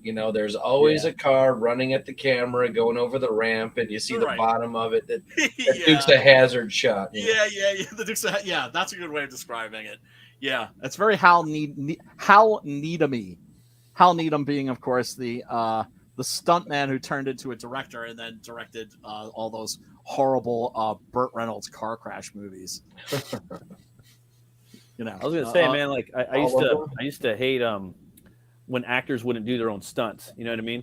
But then I realized, like, these people are going to die if they did all their own stunts, and now it's like, oh man, like a lot of times we don't even get them doing stunts anymore. You got a few of them, man, like Jackie Chan, Tom Cruise. I don't know if there's very many John more. Paul Belmondo. John Paul Belmondo. Awesome now. Like I mean, they always were awesome, but I mean, just the fact, like the job is awesome. Dude. Even if they wear the wig or whatnot, like it's cool. And it's a person doing it. You know what I mean? And nowadays a lot of it's CGI, or there won't be stuntmen at all. Well, I feel conflicted, man. I feel conflicted. Like we were talking about this with Margene. It's like with the fire stunts, right? Yeah, like I hate the fucking shitty CGI fire. It's just the fucking worst. Whack. It's so whack. At the same time, the alternative is setting somebody on fire. Yeah. But back then, it's going to depend on the studio, and it's going to depend on the studio and the legalese and the insurance. Because an actor like Tom Cruise, or you're either an actor like Tom Cruise who can afford the insurance for the studio, because that is a lot of money to lose if something goes wrong. If something goes wrong, and you just killed an A-lister. Or if you're Jackie Chan and you sign every disclaimer or whatever they call it, like, look at studio is not held responsible if I buy it. Look at Margene's journey. She started as a stunt person and got hired on as an actual role, because of her willingness to freaking do what she was asked to do to a point. She didn't want to do fire. She said, "Nah, I ain't doing fire." Yeah, sure. It's like hiring hotter, And as far as fight There's scenes a lot of go, people like that. As far as fight scenes go, that's one thing. Even Sylvester Stallone has back issues from getting tossed around by Stone Cold. Rocky. Well, Rocky with Hogan. No, I'm sorry. I mean, Sylvester Stallone. I know he got hurt playing in filming Rocky IV, and those fight scenes. But Like when you see, And the Expendables, what too. was the one? What was Wesley the one? Snipes, he blew out his knees. He tore up his knees doing Right. Blade 2. Yeah. Right. So, but when you see somebody like Tom Cruise free climbing, Yeah. Yeah, it's Right. badass. Yeah. Yeah. He's I in a didn't know. Nunneley, kind of in a way. There's Yeah. he's a French actor, so most people aren't familiar with him. But the guy who was like the G at that shit, if Sim was here, he would know who I'm talking about. Jean-Paul Belmondo. That dude was fucking running across rooftops, hanging from fucking ledges and shit. Like I'm no down fucking with that. nets. Nothing. I mean, that dude was down. a fucking G. Modern I'm down day with that, Buster but I'm just Crab. saying, like, if you could get an actor to do his own stunts, that's fucking dope, right? But Right. I'm You at the point understand now why, like, we don't even have that many stunt people anymore. What my Yeah. point is, like, we need, like, give them the job, and like, also they're professionals at that. A lot of actors can't do it, you know, and they might fucking die doing it. You know what I mean? I wouldn't Yeah. do it. I wouldn't do it. I wouldn't do it. Like Bruce Campbell was talking about a scene in Army of Darkness where Ash is running down to that windmill. He's like, "That's not even me. I'm not gonna fucking. I could trip and fall, and it'll like ruin production. Like little yeah. things like that. And I gotta go to the hospital, and it costs more money. I'm like, okay, Well- that's fine. And now I understand. Like, okay, it's good to have stunt people, and it gives them jobs and more people and cooler stuff you can catch on camera. You know what I mean? Absolutely. Absolutely. Here's the thing. It's like I have a millennial friend, right? And he finds out that I love me some Jackie Chan. And he's just like, I'm not really a big Jackie Chan fan. And I'm like, which Jackie Chan movies have you seen? Yeah, All right. American, all Hollywood. I'm like, you have not seen a Jackie Chan movie. Right. You've seen movies that had Jackie Chan in them. Go watch some. You have Drunken not Masters. seen the fucking shit that guy. Yeah. And the reason why another those anomaly. movies are so incredible is because they have really big budgets, and the budget doesn't go so much to shit that you see on screen. It goes to the fact that they'll take an entire month to shoot like one fucking scene. Yeah, I love that stuff. And they'll take an entire week for one fucking shot, Yeah. for one fucking stunt. And Yeah, no, that's why you end up getting the shit that makes you just go, What? We don't really get that too. I mean, did you guys see the last movie he did, The Foreigner? I heard that one was really good. I don't know Very if he's good. doing. Is he doing no, any of that in just there? as an actor. No, he's Just very, act- yeah, Okay. he's in that just as an actor. That's a Okay. very good movie. It's like him, basically, a father whose daughter got killed in like an IRA bombing, and Pierce Brosnan is this politician that he knows. You're like, if you don't know the people that did this, you know the people who know who did this, and Right. I'm not going to stop busting your balls. I'm not going to leave you alone until you fucking tell me. And he just proceeds just to be like, a monumental pain in his ass for the entire movie. It's very good. So yeah, obviously, look, Jackie can't do that shit anymore. Right. Seth Hung, I loved seeing him throw down in Ip Man 2, but the guy is slowed down. Isn't he in the new John Wick? I think he's in John Wick 4. Is he? I think so. That's he's the villain. Those dudes, man, I love those dudes. I respect those dudes, but they get into it knowing they're not going to be able to do that shit forever. Right? And so... Yeah, and Donnie Yen, he's a second billing. Yeah, he's a second villain in there, bro. And guess Second- what? I haven't even seen second. it. I'm sorry, second billing. He's Keanu second billing. Reeves and Donnie Yen. Yeah. Well, I think he is a second villain too. In that Mark movie. Dacascos was in 3, right? Yeah, from the Crow TV show. Yeah. And Yeah. and also Brotherhood of the this Wolf. Awesome Crying Freeman movie, which hardly anybody's seen because for some reason it was never released in the United States. I love me some John Wick. I haven't even bought him yet. God, I was just looking this guy I saw up. the first one and I thought it was like I didn't feel the need to watch a sequel, but then people are telling me that the sequels are even better. Or Yeah. they are. Yeah. 2. Well, here's the thing. Well, here's the thing. 2's my favorite. 3's dope too. Fucking Hong Kong movies are unwatchable now. It's so fucking sad because if you watch Hong Kong action cinema from the fucking 80s to the 90s, that shit slaps. Yeah. And so many people are sleeping on those movies, and it drives me fucking nuts. It's like if you want to see some the best action adventure movies ever made, they're the fucking Chinese ones from that era. And then it's just like, then you put like a Donnie Yen in like an American movie. I mean, look, I love that he's in Blade 2, but he's in there for like a second. Right. And I haven't seen Rogue Snowman. One. I hear he has a little bit more of a role in Rogue One. Yeah, he does. Yeah, But John then, Wick like- 2 and 3 are sick, bro. Like they're pretty dope. I mean, They they're are, American. they're really- Maybe I'll yeah, check it's those. fucking dope. I've been meaning to check those out because I also hear that they step shit up. They do. And And the story, Mad- and the actors that come in, you know, and fucking swear engines running the shit in there. Like, it's just fun. It's a fun fucking throwback to 90s. And the whole universe is dope. You know what I mean? With the Dude. assassins and stuff. Dude, Yeah, I like that shit. did you ever think you're gonna have like? Did you ever think Good that you were gonna cars, have too. mad crazy respect for Keanu Reeves? Um, Right? Yeah, I mean, At least if you're as old as I always am, like- and you were I always Have like you seen Keanu footage- Reeves. like that dude. I always Yeah, like have Keanu you Reeves. seen to be honest. footage of him at the range? I liked him Yes, in Bill and Ted. yes. I The liked dude- him in Bill and Ted. I liked him in fucking Point Break. What? Yeah, I always like he Keanu is Reeves. I that never. don't think guy. he- I was think actually like, he's "Where's horribly Keanu Reeves? Why miscast. isn't he making more movies?" He did a movie called like Street Kings. And I'm like, dude, something's up. This fool needs to fucking do some action movies or something. And then he kind of like thinned up, and I saw him in that legit. 47 Ronin movie. And I was like, this is dope. I haven't seen like a fucking Chinese movie, like mythological movie, since Big Trouble in Little China. I think it was Chinese mythology. No, it was Japanese. No, sorry. it's But a it was dope. mythological version of an actual historical event. And I it was couldn't fun. fucking stand that movie personally. I don't But get enough. that's I don't get me. enough. But I like that, and then he But came out with John Wick. And I was like, Keanu- oh, this is dope. Right. Fuck all this other shit. John Wick Right. is just better than everything he's ever done, in my opinion. That's his, But he's at the pinnacle. But it's like when I saw Keanu Reeves in Francis Coppola's Bram Stoker's Dracula. Favorite movie?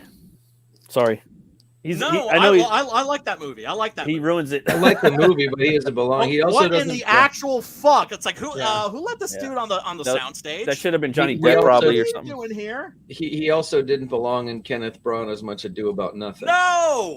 No, and that's what I'm saying. I'm saying that's the Keanu Reeves that was like almost a Jared Leto, like almost a clown, and now the dude is fucking legit. Have you seen that guy on a gun range? Man of Tai Chi. He's awesome. Man of dude. Tai Chi is an excellent movie. He I always liked directed him. that, and he plays the villain. And Iko Uwais is in that, but I think I don't know. I don't think he even fights in it. It's like, why would you have Iko Uwais in a fucking movie and not have him fight? Well, regardless. Keanu Reeves directed that, Man of Tai Chi. Go check that out. It's definitely worth seeing. And he plays the villain. And dude fucking throws down in the fucking he's in the fucking fight scene at the end. really. I gotta watch that. Yeah. I'm down to see the Berserker movie and read the comics. The comics look fun. Oh yeah, for sure. I got nothing bad to say about Keanu Reeves, and I hear nothing but good things about the person, and he's went through some shit too, from my understanding. Personal shit. Most definitely. Another guy, by the way, this is talk about non sequiturs, but that's what we do here at Horror Talk. We do here. Get into our non sequiturs. Side quest. I watched this lefty channel on YouTube called Black Revolutionary. Revolutionary Blackout, I think it's called, right? And they're these like black communists, but they're right, and so they're to the left of me, but they're based as fuck. And one of them is like a real street level guy that's all about getting getting people the shit they need, whether it's like baby formula, diapers, that kind of shit, right? And they had this guest on, this woman who has dedicated her life to doing just that, getting people shit that they need in the community, right? Like very localized. I know you're just like, what does this have to do with anything? She gets a call from her friend, and she's like, "Oh yeah, Brad Pitt is coming with like a bunch of shit." And she's like, "Yeah, sure, right?" Suddenly, this big fucking van, like moving truck van, pulls up, and out jumps Brad Pitt. He's like, "Hey, what's up? Hi, I'm Brad. Where do you want this shit?" Yeah. No camera crews, no nothing. Homeboy just was helping out because he's like, "I heard you need some help." He seems like a pretty down to earth guy. Like shit. Something about him, I don't know. I heard that Bullet Train movie was pretty bad, like not a good movie, but I really wanted to watch it. It looked pretty dope. The nice thing about that too is that liked it. I haven't seen it yet. Sorry, go ahead. No, I was gonna say, like when you hear about something like that and it's not on the news, Yeah. Yes. There's actually, well, I mean, but there's a, and whether it's on purpose or not, but Dude's there's not a looking for. He's but just. there's a biblical component to that. Your left hand should not know what the right hand is doing. Yes. And you're not supposed to be, out in the middle of the street praying harder than everybody so that they can see you. And it's not for that. Dude, this is why whenever I bring up like my support group, I'm always cringe a little bit because I'm just like, I'm not virtue signaling, am I? Am I right? Because I do not want to be that dude. I didn't pray at my brother's wedding ceremony. You know why? Because Jesus said, it's like, if you're gonna go pray, go do it like in your room. Don't do it in the fucking temple. That shit's private. Yeah, so don't do it for that reason, sure. Right. So when the pastor is leading everybody in prayer, I'm fucking standing there with my head bowed, my fucking hands crossed, just fucking twiddling my fucking thumbs. I'm serious about that shit, And also, try not to catch myself, boasting about fucking good deeds, because the whole thing is you want as few people as possible to know about that shit so that in your heart you're doing it right out of love, because shit now great. Well, not even so much that I'm doing it again, Pops. When other people realize that it comes from you, then there is no mysticism to it. In other words, faith is empty without acts. Well, no, but it's better for the outside person to see something like that just happening, because if they see that it's coming from you, or they hear that it's coming from you, then there's less attention on this, which is what's working through you in the first place. But anyways, yeah, I'm sorry. I got to do this. This is like a punishment I'm inflicting upon myself every time I'm on this stream, and I catch myself preaching. You know it's coming. You know it's coming. Power to change! You know what is change! Power to remake you! You don't want to be remade! Say hallelujah!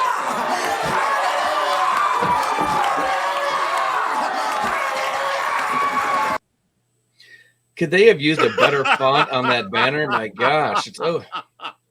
Apple Chancery is way overused. Oh, shit. Just saying. I call myself preaching. I know. I had to throw up the banner when they started the hallelujah.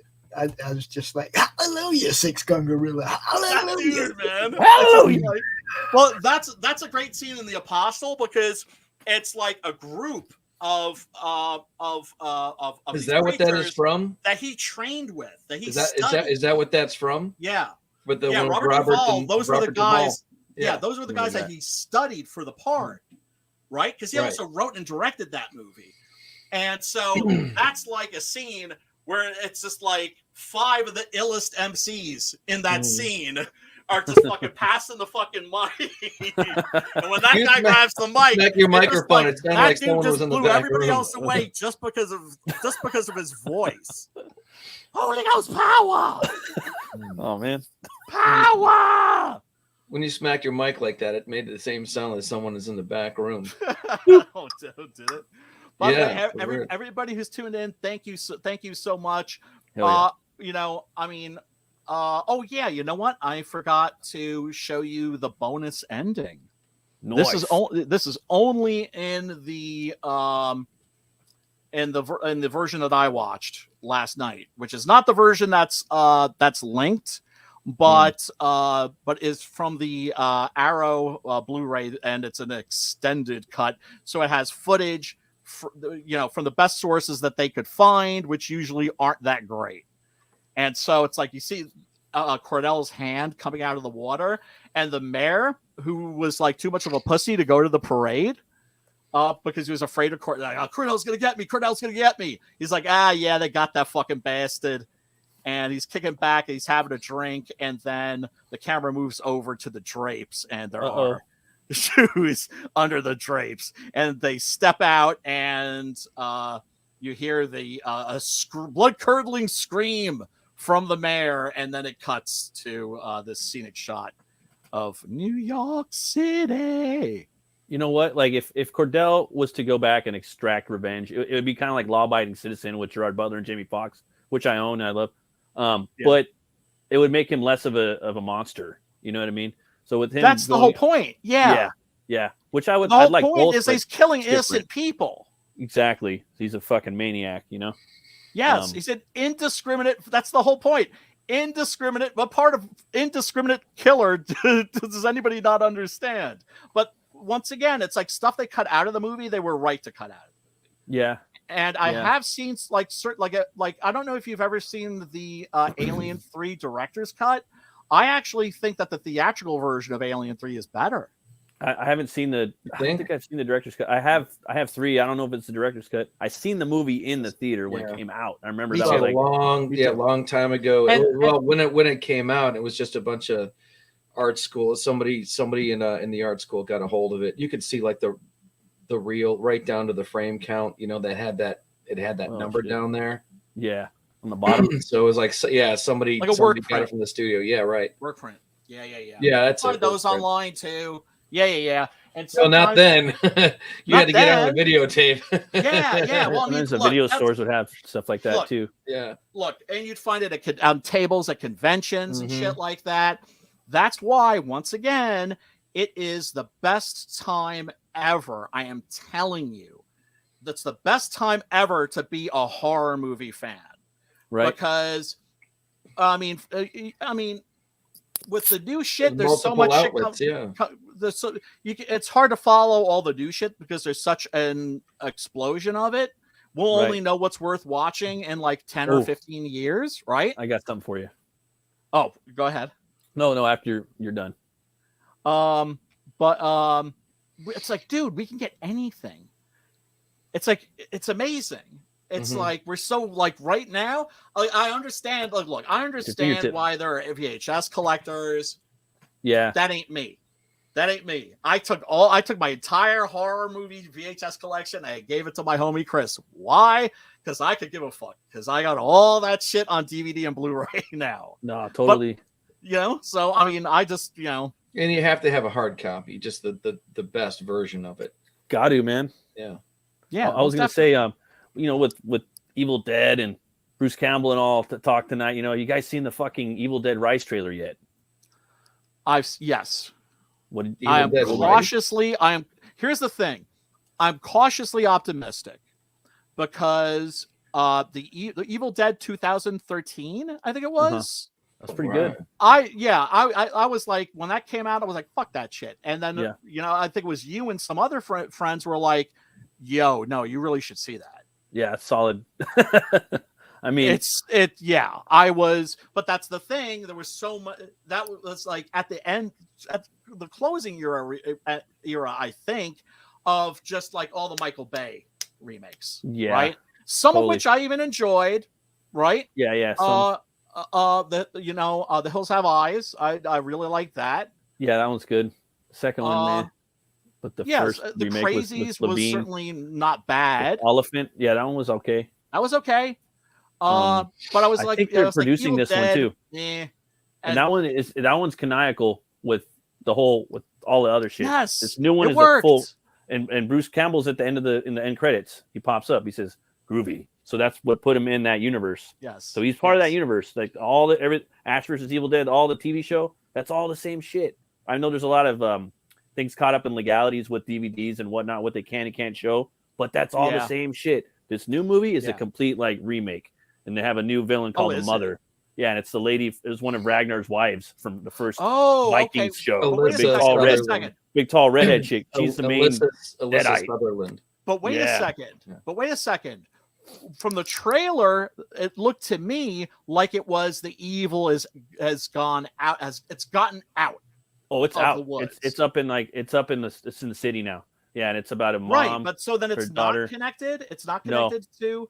I don't think it is. It might be, but I don't think it is. That's what made me think. It was kind of like the trailer seemed to me like it was saying, like, the evil has left the woods, right? Well, because of course that's where the evil was. It's the same evil. It's the same MacGuffin. Yes, but it's spread. Right. Hopefully it is. I mean, for me, I want everything. That's connected, what made me think like Demons 2 a little bit. I don't think it's connected. Do you guys ever see Demons 2? No, I still haven't seen Night of the Demons. I still haven't seen that. That's another one. Don't watch that until you've seen Demons and Demons 2. Have you seen Demons? I haven't seen Demons, Demons 2, Night of the Demons. I want to see Night of the Demons. This is the kind of thing that makes you a great co-host, because you always have someone to say, "Have you seen this?" Yes, yeah. Seen it. And I never go watch the movies because I know we're gonna need to watch it like in another month or two. So there's a lot of times where I could go watch like Maniac, Henry, Demons, Demons 2, Night of the Demons 2, but I'm like, nah, I'll wait for the show. And here's the thing, by the way, you get to know somebody's taste. Like I've gotten to know Matt well enough where I'm like, I like this movie. You're really gonna get a fucking hard on. Like I know you're especially gonna like it. Demons 2. Yeah. Well, you guys want to do Maniac Cop 2 next week, right? Yeah. Next week. Yeah. Okay. Now, followed up. Also, I'm gonna be talking to somebody on Monday. We can't announce this yet. Okay. You know, Brian, I already talked to you. Yeah. I'm gonna be talking to somebody on Monday, and hopefully, we're gonna get another person who was in a movie to come out on the show while we talk about the movie. Not as many as Margene. That fucked me up when like the night before Margene came on. I'm watching Silent Night, Deadly Night 4, and her name suddenly appears. I'm like, get the fuck this guy's going to be more well known than she was. Oh yeah, without a doubt, an actual celebrity. So we're hoping to get this guy for the CromCon episode on the 28th. So we do Maniac Cop next week, and then we get him out on the 28th. That'd be fucking sweet, dude. Okay. Sweet. That sounds awesome. All right. That's cool. Are we? I can't announce it until Monday, though. Yeah. If after I talk to him on Monday Madness, I will announce it. And so. Let me see. Do we still have time for me to show this? You got all kinds of time now. It's Saturday. Okay. You don't have nobody bumping you out at 11 o'clock. Right. Here's the thing I wanted to show. To ID. See, that was another reason I liked you moving this show to Saturday, was because we don't have no time constraints. Saturday show that you have to crunch. Right. Nobody has to get up for work the next day. Well, I don't. Yeah, I mean, I'm kind of making my own hours right now, so. Me too. I wish I could do that. One of my jobs is my own hours, and the other job I'm set. So Sunday, nothing going on. Every day for me is whatever hours the network is needing to be live, and there I'm gonna be there. Dude, I'm telling you, 10 more years. All right. Oh yeah, I have that pulled up on a tab. Like a mega force. I'm gonna watch this. It's such a but this isn't even a fun piece of shit. This is just like, it's directed by Hal Needham. They put this is a big budget too. This was like a fiasco. Oh. You know what I'm saying? Like Exorcist 2 was a I mean, like, man, there's a lot of those now, big dog. There's a bunch of those now, dude. Like every movie now, almost. They have it. It's like what, 2 minutes and 21 seconds.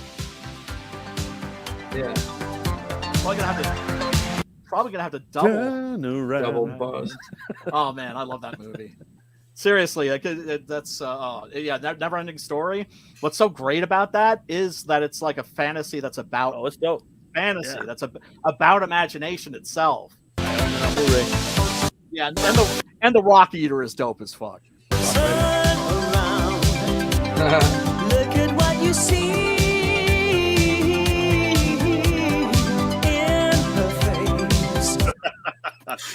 This is like when this was like a $20 million movie when a $20 million movie was like $100 million. The mirror of your dreams. Yeah, there's no wind, there's no nothing that's like floating there. He's gonna pull out some champagne in a minute. Where's the wind, guys? Where's the motorcycle? The flapping of the fucking suit. Oh yeah, here it is. Oh shit! This is this is the climax of the fucking movie right here. Right. So you've got. Remember? I'm trying to remember what his name is, but it's one of those like real generic like superhero names, like Chase Hunter or something like that. Yeah.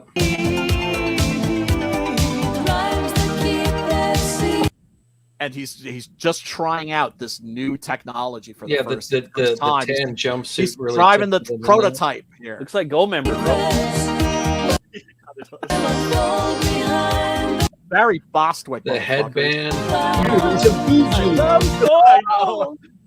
He's a fucking BG. What is this?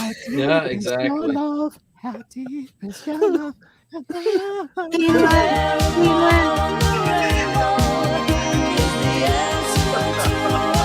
Lobo. Wilson. What? Yeah, some sunglasses might help. Goggles or something, you know. Yeah, but Like it's just like the skinny you know, wings in the back, or that's what's Yep. giving it the lift. absolutely. And of course, there's no way you're gonna fucking fly. Look, if you're flying your fucking motorcycle through the sky, you got to do a fucking loop. Lobo, dog. Victory roll. Fly motorcycle. Oh man, have you seen like the not the Merc, of course, driving one of those fucking things, man. Have you seen like the new shit that I've gotten a look at, like at The what? Sim's campaign page? He shared it to me on the DL. I've seen it. That's gonna be a hell of a launch. We're gonna have to throw a fucking big ass fucking party for that, man. Oh yeah. Yeah. What's his face from the Warriors? Right? Yeah. Swan. Yeah. I think he was also in Xanadu. And also Back. Battle Truck. Back to that.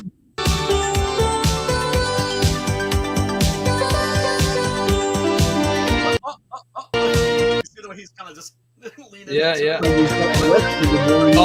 Call the ball, Maverick. Maverick has the ball. I'm sure he did a loop-de-loop, or at least he like spun in the. Did I not remember that right? Yeah, boy. It's a BG, man. Look at him. Like Yeah, Barry he is. Gibb, man. Yeah, boy. He's Chad move, man. that Donaldson, the dude from the ABC News, is standing next to him. But yeah, that's a completely bizarre movie. If you want to have like a completely bizarre double feature, watch that and Heartbeeps with Oh, jeez, with the robots. yeah, with Andy Kaufman. Yeah, about the robots that like run away and like make a little family. And yeah, that's also Wow. just like that Like came that out around vibe. the same time. Those were like two Zombie like family. big budget like fiascos. Let's see. Frankie says, I saw this movie as a kid. Different soundtrack though. Yes. Yeah, a little bit. Like a mega force. Good. Yeah. No, I don't have to do it. I've only seen that piece of shit maybe once, maybe twice, but I remember that song, like a mega force. This is one of those things. If it's on, I gotta fucking take a look at it. You know, Right. it's It's because like I know that I car can turn it accident on off. the side of the road. I have finally figured out, it was on my head and on my mind for a week, the guy that would play the penultimate lookalike for Ted Gein. And I knew I had seen him and stuff, and I found him. Oh, Can I share my screen real quick? yeah, please. We should also. I think Lucifer's campaign has got maybe like a day or two. 1 day left. Yeah. Oh, yeah. We gotta fucking highlight that. God damn it, man! I don't think he's funded yet. No, but you know what? Lucifer just prints the books. He sends them out to the people that ordered them, and then he has more to sell, and we help him sell them on luciferstorm.com. There we go. This is We do everything we can to help. Oh yeah, you nailed it. Terry Kinney. You would have seen him in a bunch of stuff. You would have seen him in I've seen him before. Sleepers. He was one of the prison guards. Yeah. It was an very Oz. familiar. Yeah. Yeah, tell me Definitely. that's not. I know there's going to be a shot of him. No, it looks like him right there too. Right. Hold on a second. There. Yeah. That face especially. I think he's older in this, but there. Yeah, there, it looks like him right there. Oh yeah, there you go. Take care, Webster. Thank you so much for tuning in, brother. Oh, you taking off? All Yeah. right. See ya. Hey, Later, say bro. hey Have to fun. my niece for me. But yeah, I saw that one picture of him where he's just, it wasn't one of the ones, he was just staring into the camera, and I'm like, why have I seen that? Where have I seen that face before? Because everybody has that, there's that. Yeah. Everybody looks like somebody famous at some point, whether it was when you were younger or older or whatever. Everybody has their. I'm a dead ringer for Santiago Segura, or Santiago Segura is a dead ringer for me. Now here in America, nobody has any idea who that is. So I've actually posted pictures of this actor. It's a Spanish actor. Posted pictures of him, and people have literally thought it's me. Yeah, I see it. Although he doesn't. If you put glasses on, it probably really. Oh my god. Oh man, he's in a movie we gotta watch one of these days called La Dea de Bestia, Day of the Beast. Day of the Beast. Yes. That's pretty metal. Yeah. Should we bring that up and see how close you are? Yeah, absolutely. Is this your opinion, or is this other people have said? This is my opinion. Okay, hold on. And other people's too. I'm just like, God damn it. Why can't I look like fucking Fabio? Why can't I look like fucking Brad Pitt? I have to look like Santiago Segura. Oh, great. Well, at least I don't look like Tor Johnson. Like, what's his face? The George the Animal Steel, where people are like, you look just like Tor Johnson. You know that? He's like, oh, great, thank you. Yeah, and then you take your shirt off and you're all like a carpet. No, I meant George the Animal Steel. Yeah, Frankie, kinda, but yeah, pull that screen up. Let's see if you're right. This is who Brian's referring to. Yes. I don't know if. Oh, I've seen him before. He's in a lot of the Guillermo del Toro movies. Yep. Is he? He's okay, in Blade 2. He's in Hellboy. Yep, Hellboy. Who is he in Hellboy? Hellboy, he's a train driver that in Hellboy 1 that hits him with the fire extinguisher on his horns. Okay. Yep. Okay. Yeah. He's a Spanish actor. He's mostly been in movies by Alex de la Iglesia, who is, I always say, is the director that Quentin Tarantino wishes he was. Yeah, I don't think he looks like you, bro.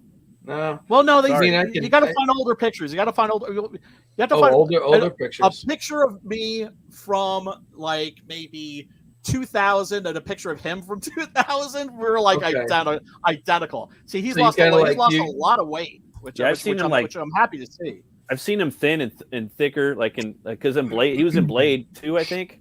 Yeah, he's a little bigger. Yeah, he plays the vampire at the a beginning and the end.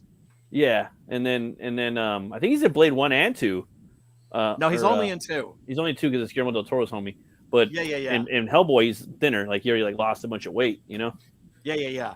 He's also in the series of movies called Torrente, which are fucking hilarious. Where he plays like this old racist Spanish cop who like still wishes that Franco Europeans can was be racist. well, I mean, like he's a fascist. Yeah. He's one of those guys that basically wishes that that Franco had never died, right?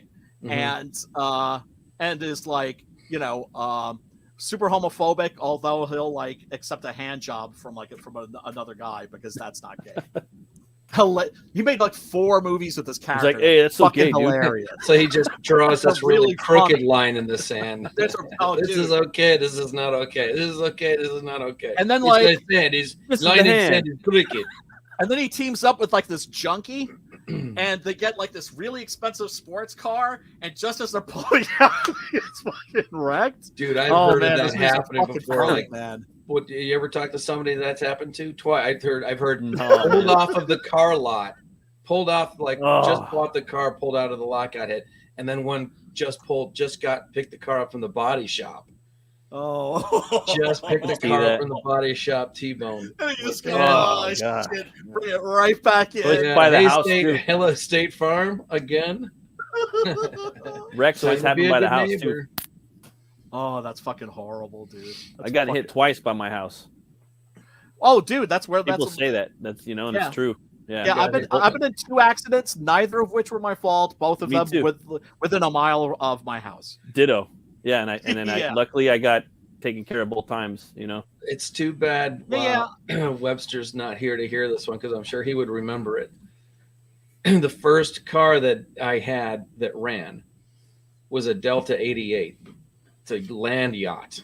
It's a big, I wouldn't make it a low rider. It's a little too boxy. But yeah.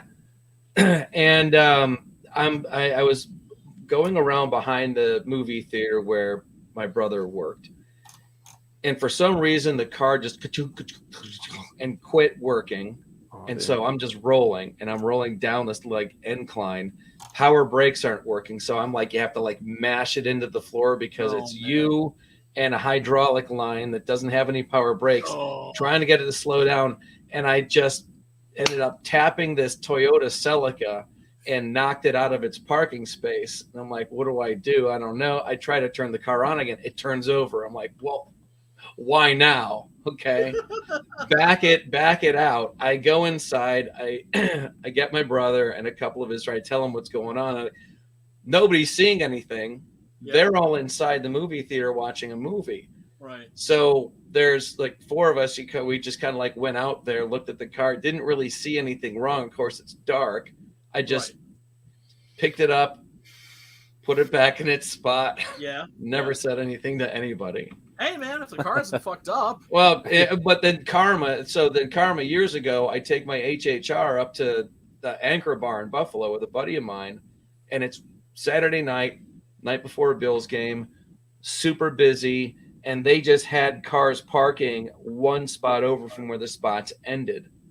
Damn. And then when I got to the game the next day, when it was light out, I saw a dent in my front fender that I had not seen there before. It was like, took me 45 minutes to think of how could that have happened. It didn't happen at the hotel, did it? I would have heard it. It was parked right outside. Yeah. So I got it back. Yeah. I got it. Karma got me. Oh man. The one funny thing that happened after I got rear-ended because I stopped at a stop sign, right? And the young woman that was like this young Hispanic chick, she was like really apologetic.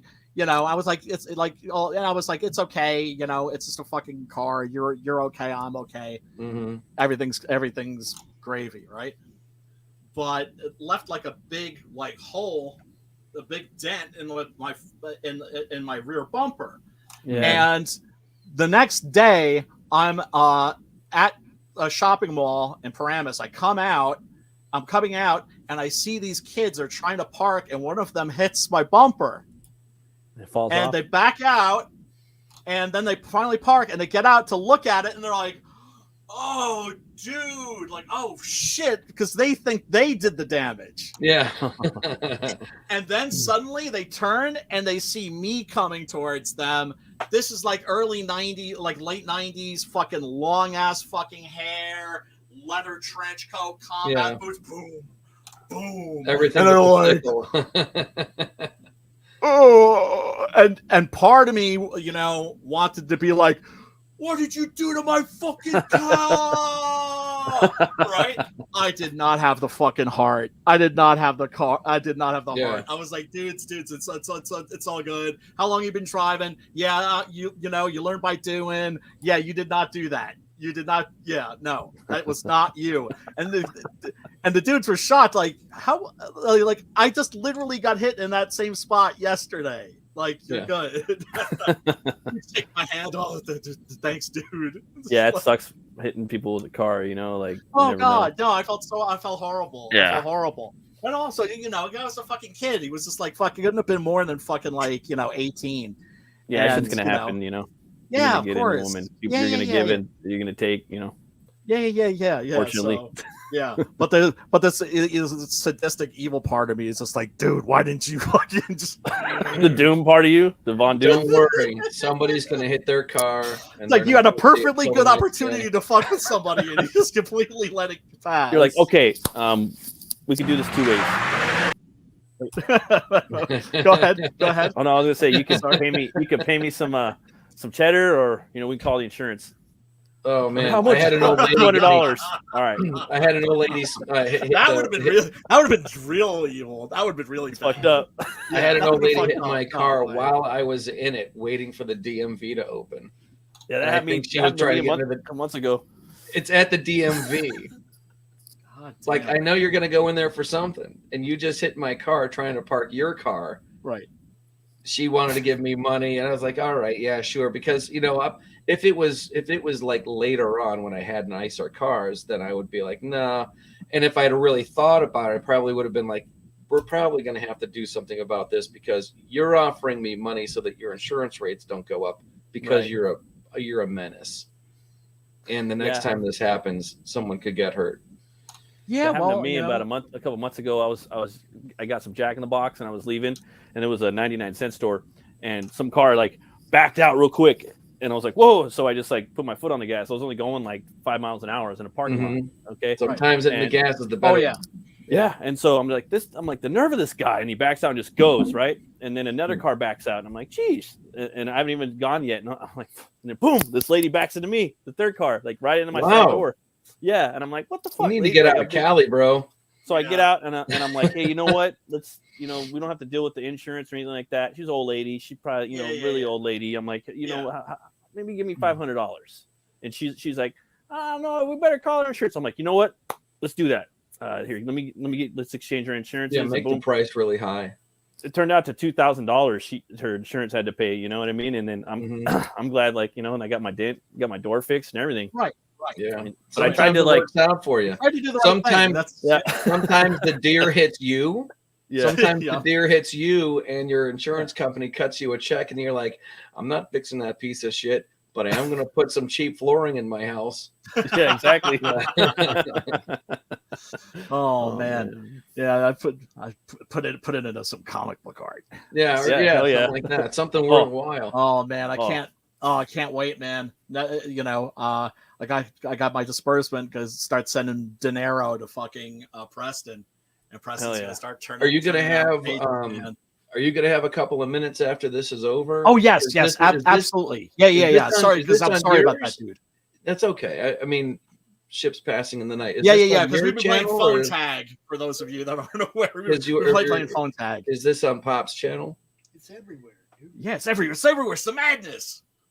But but yeah, actually, you know what we should do? Let's sign off and chat backstage. Yeah. And before we do, we don't have to. I just want to make sure that you had. And also, I need to get a refill. I was like contemplating, should I get a refill, close the show, or close the show and get a refill? You did it again. Doesn't it exactly sound like someone's in the back room when he hits that? Yes. I got myself this yesterday. No, 2 days ago. If I got it yesterday, that would make me a lush. Getting your drink on. It's the weekend. But yeah, no, that's all good as long as you're not like puking on people and setting them on fire. It's all good. Not necessarily in that order. Yeah, man. Tell these fools where they can find you. idcrisisdesign.com. I just put up a video that's it's like maybe a minute and a half little advertisement for the Powder Lines template, which is a product that I sell to pinstripers. It's a neat little gadget if you're into that kind of thing. I know it's nowhere near this. That's my brother's channel. Also, go check out the Kit Bash Federation. It's very cool. He puts up some really nifty videos about doing models and stuff, movie quality starships. But ID Crisis on Twitter, in fact, ID Crisis or Identity Crisis Design on any one of the social networks, and you should be able to, you'll find me somewhere. Yep. Homeboy does, amazing work. Amazing airbrush shit. Right. And Matt, tell these fools where they can find you, son. What's up, everybody? Tell me where I can find you. You can find me on Twitter at RuneCutter Comic. You can also check out my YouTube channel. It's Metal Movies and Brewskis, where I talk about metal movies, brewskis, and comics. I'm going to have a show next Saturday with Jason Bascom. He's going to talk about his book, Frog G. And also, if you guys want to support me, you can pick up my book. It's a horror Western. It's called Butch Cleaver 2. You can go to butchcleaver.com and check it out there if you want. Everybody, thanks for watching. Thank you, Brian, Pops, for having me. I appreciate it. You got it, brother. You got it. We appreciate you too, bro. And Pops. Are you going to just hang out and be emo, or are you going to tell these fools where they can find you? You can find me in the dark, yo. I'm in the dark. The dark side. Yeah, Madness Comic on Twitter, Comic Talk with Pops Van Zandt on YouTube, and the Comic Related Madness on Facebook. And you can pretty much promote whatever you're doing in any of those places, yo. Yeah, boy. Yeah, boy. Madness Comic Network. It's madness, bitches. It's madness. Also, just really quickly, have to show this off. Finally got this framed. Nice piece of original art. Oh, all right. From my homeboy, from my home skillet Matt. Nice. And so next week, folks, we are going to be watching Maniac Cop 2. I will be posting the link soon, so you can watch it beforehand. Join us. Let us know what you think about it in the chat, or watch it afterwards, or don't watch it at all. Oh, and also Frankie bailed, I think. See you later, Frankie. Later, Frankie. Peace out, Frankie. We appreciate you, brother. Well, and as always, like, share, subscribe, ring a ding ding dong the little bell if you feel like it. And as always, folks, peace, love, and metal.